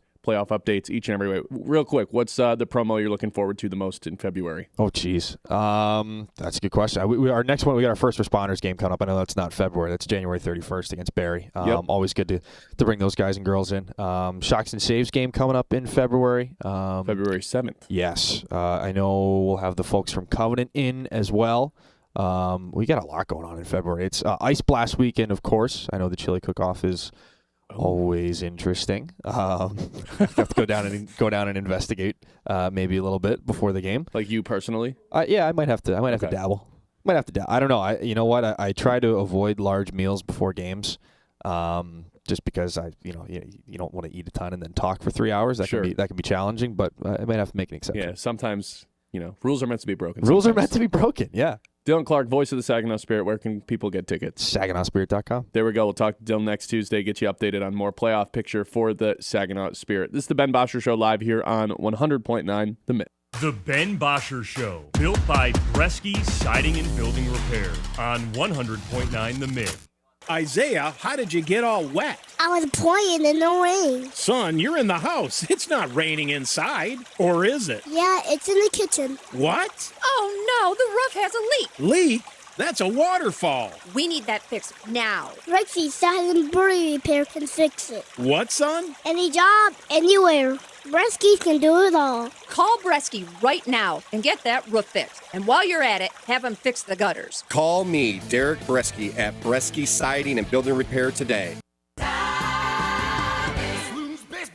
Now is the perfect time to lock in your seats for the 2026 season with the Great Lakes Loons. With Loons Ticket Package, you choose the games that fit your schedule. Score exclusive benefits, guarantee the same seats for each game, and have the flexibility to exchange your games whenever you want. Let us book your ticket package for the 2026 season. Call the ticket office today at 989-837-BALL or visit loons.com. We got a game, boys! This week on Sunday Night Football. Conference Championship Sunday is on the Mitt. The AFC features the New England Patriots and Denver Broncos. The NFC's got the Los Angeles Rams and Seattle Seahawks. Our coverage starts at 2 on Sunday, presented by Ace Hardware, downtown Midland. Don't miss a moment right here on Sports Radio 100.9, The Mitt.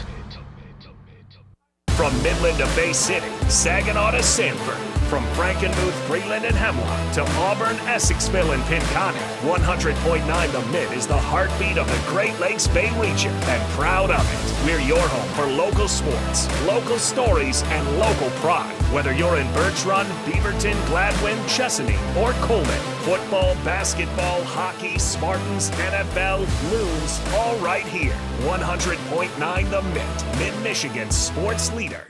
From the hometown heroes to the college legends to the pros on Sunday, 100.9 The Mitt is your home for wall-to-wall play-by-play coverage. High school football, basketball, and hockey. Region champions for the first time in school history. Michigan State football and basketball. Touchdown, MSU! The NFL, Thursday, Sunday, and Monday night primetime games. And don't think we forgot about your hometown team.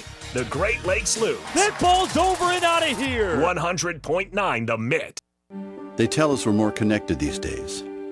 We have cell phones, email, text messaging, yet we've never felt more disconnected from the people we care about the most. We need a place that's all about bringing us together. Say hello to the Great Lakes Bay region, where towns like Saginaw, Midland, Bay City, Birch Run, Chesaning, and Frankenmuth help us leave behind the overscheduled world we live in and visit a place we haven't seen in a while. One where the people make us feel right at home. And we remember just how bright our kids' eyes get, peeking through a riverboat railing, just to catch a glimpse of the wildlife. So let's go fishing, bird watching. Let's blow the suds off a local tap, take a tall ship dinner cruise at sunset, or stop by a festival just because the name made us smile. Right here in the Great Lakes Bay region, where reconnecting with what really matters is pure Michigan. Your trip begins at michigan.org. The Ben Bosscher Show, built by Bresky Siding and Building Repair on 100.9 The Mitt.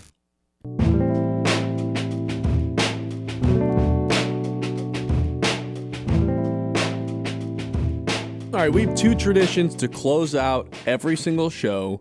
The first tradition we have is our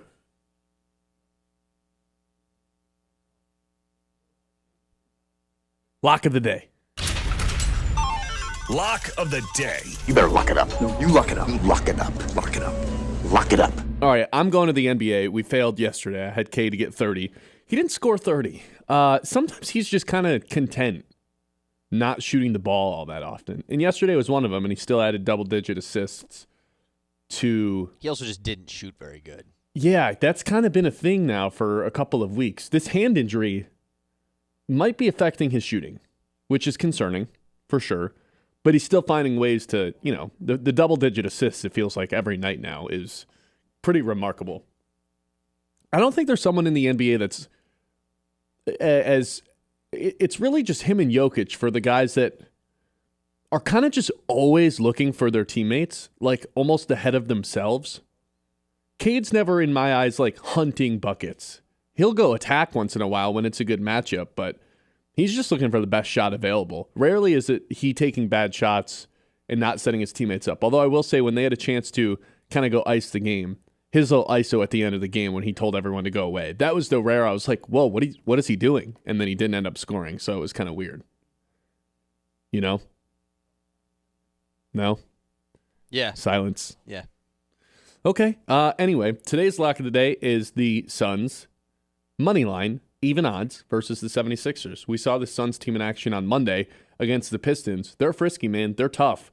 Fresh off of a win against the New York Knicks as well.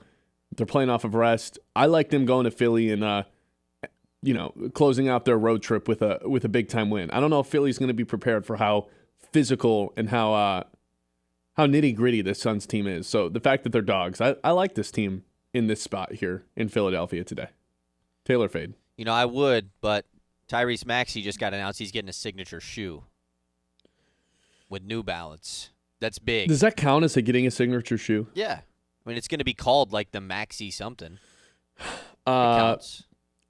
I just don't know anybody that buys New Balance basketball shoes. It's him and Cooper Flagg and Kawhi, right? You know anybody that rocks Kawhi's? Jamal Murray rocks New Balance. He's a New Balance athlete as well. Throw him into that group too. You know anybody that rocks Jamal Murray? Yeah, but once Cooper Flagg has a shoe, he'll get people that'll be buying them. Yeah, potentially. I can't wait for the Cade Cunningham shoe. I'm going to have one of those. New Balance has good walk-around shoes, but the hoop shoes, I don't know about that.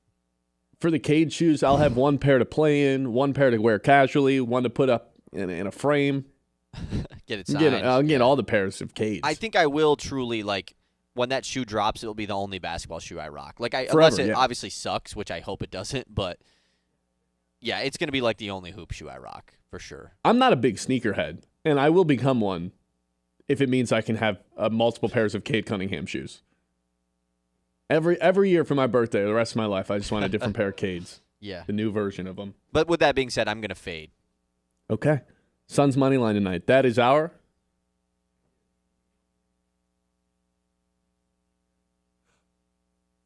lock of the day. Lock of the day. You better lock it up. No, you lock it up. You lock it up. Lock it up. Lock it up. All right, the second tradition we have to close out every show is guessing what Colin Cowherd's going to open with. Colin takes over airwaves at noon. He hosts The Herd on Fox Sports Radio. He opens up with what, Kyle? Whose turn is it to go first?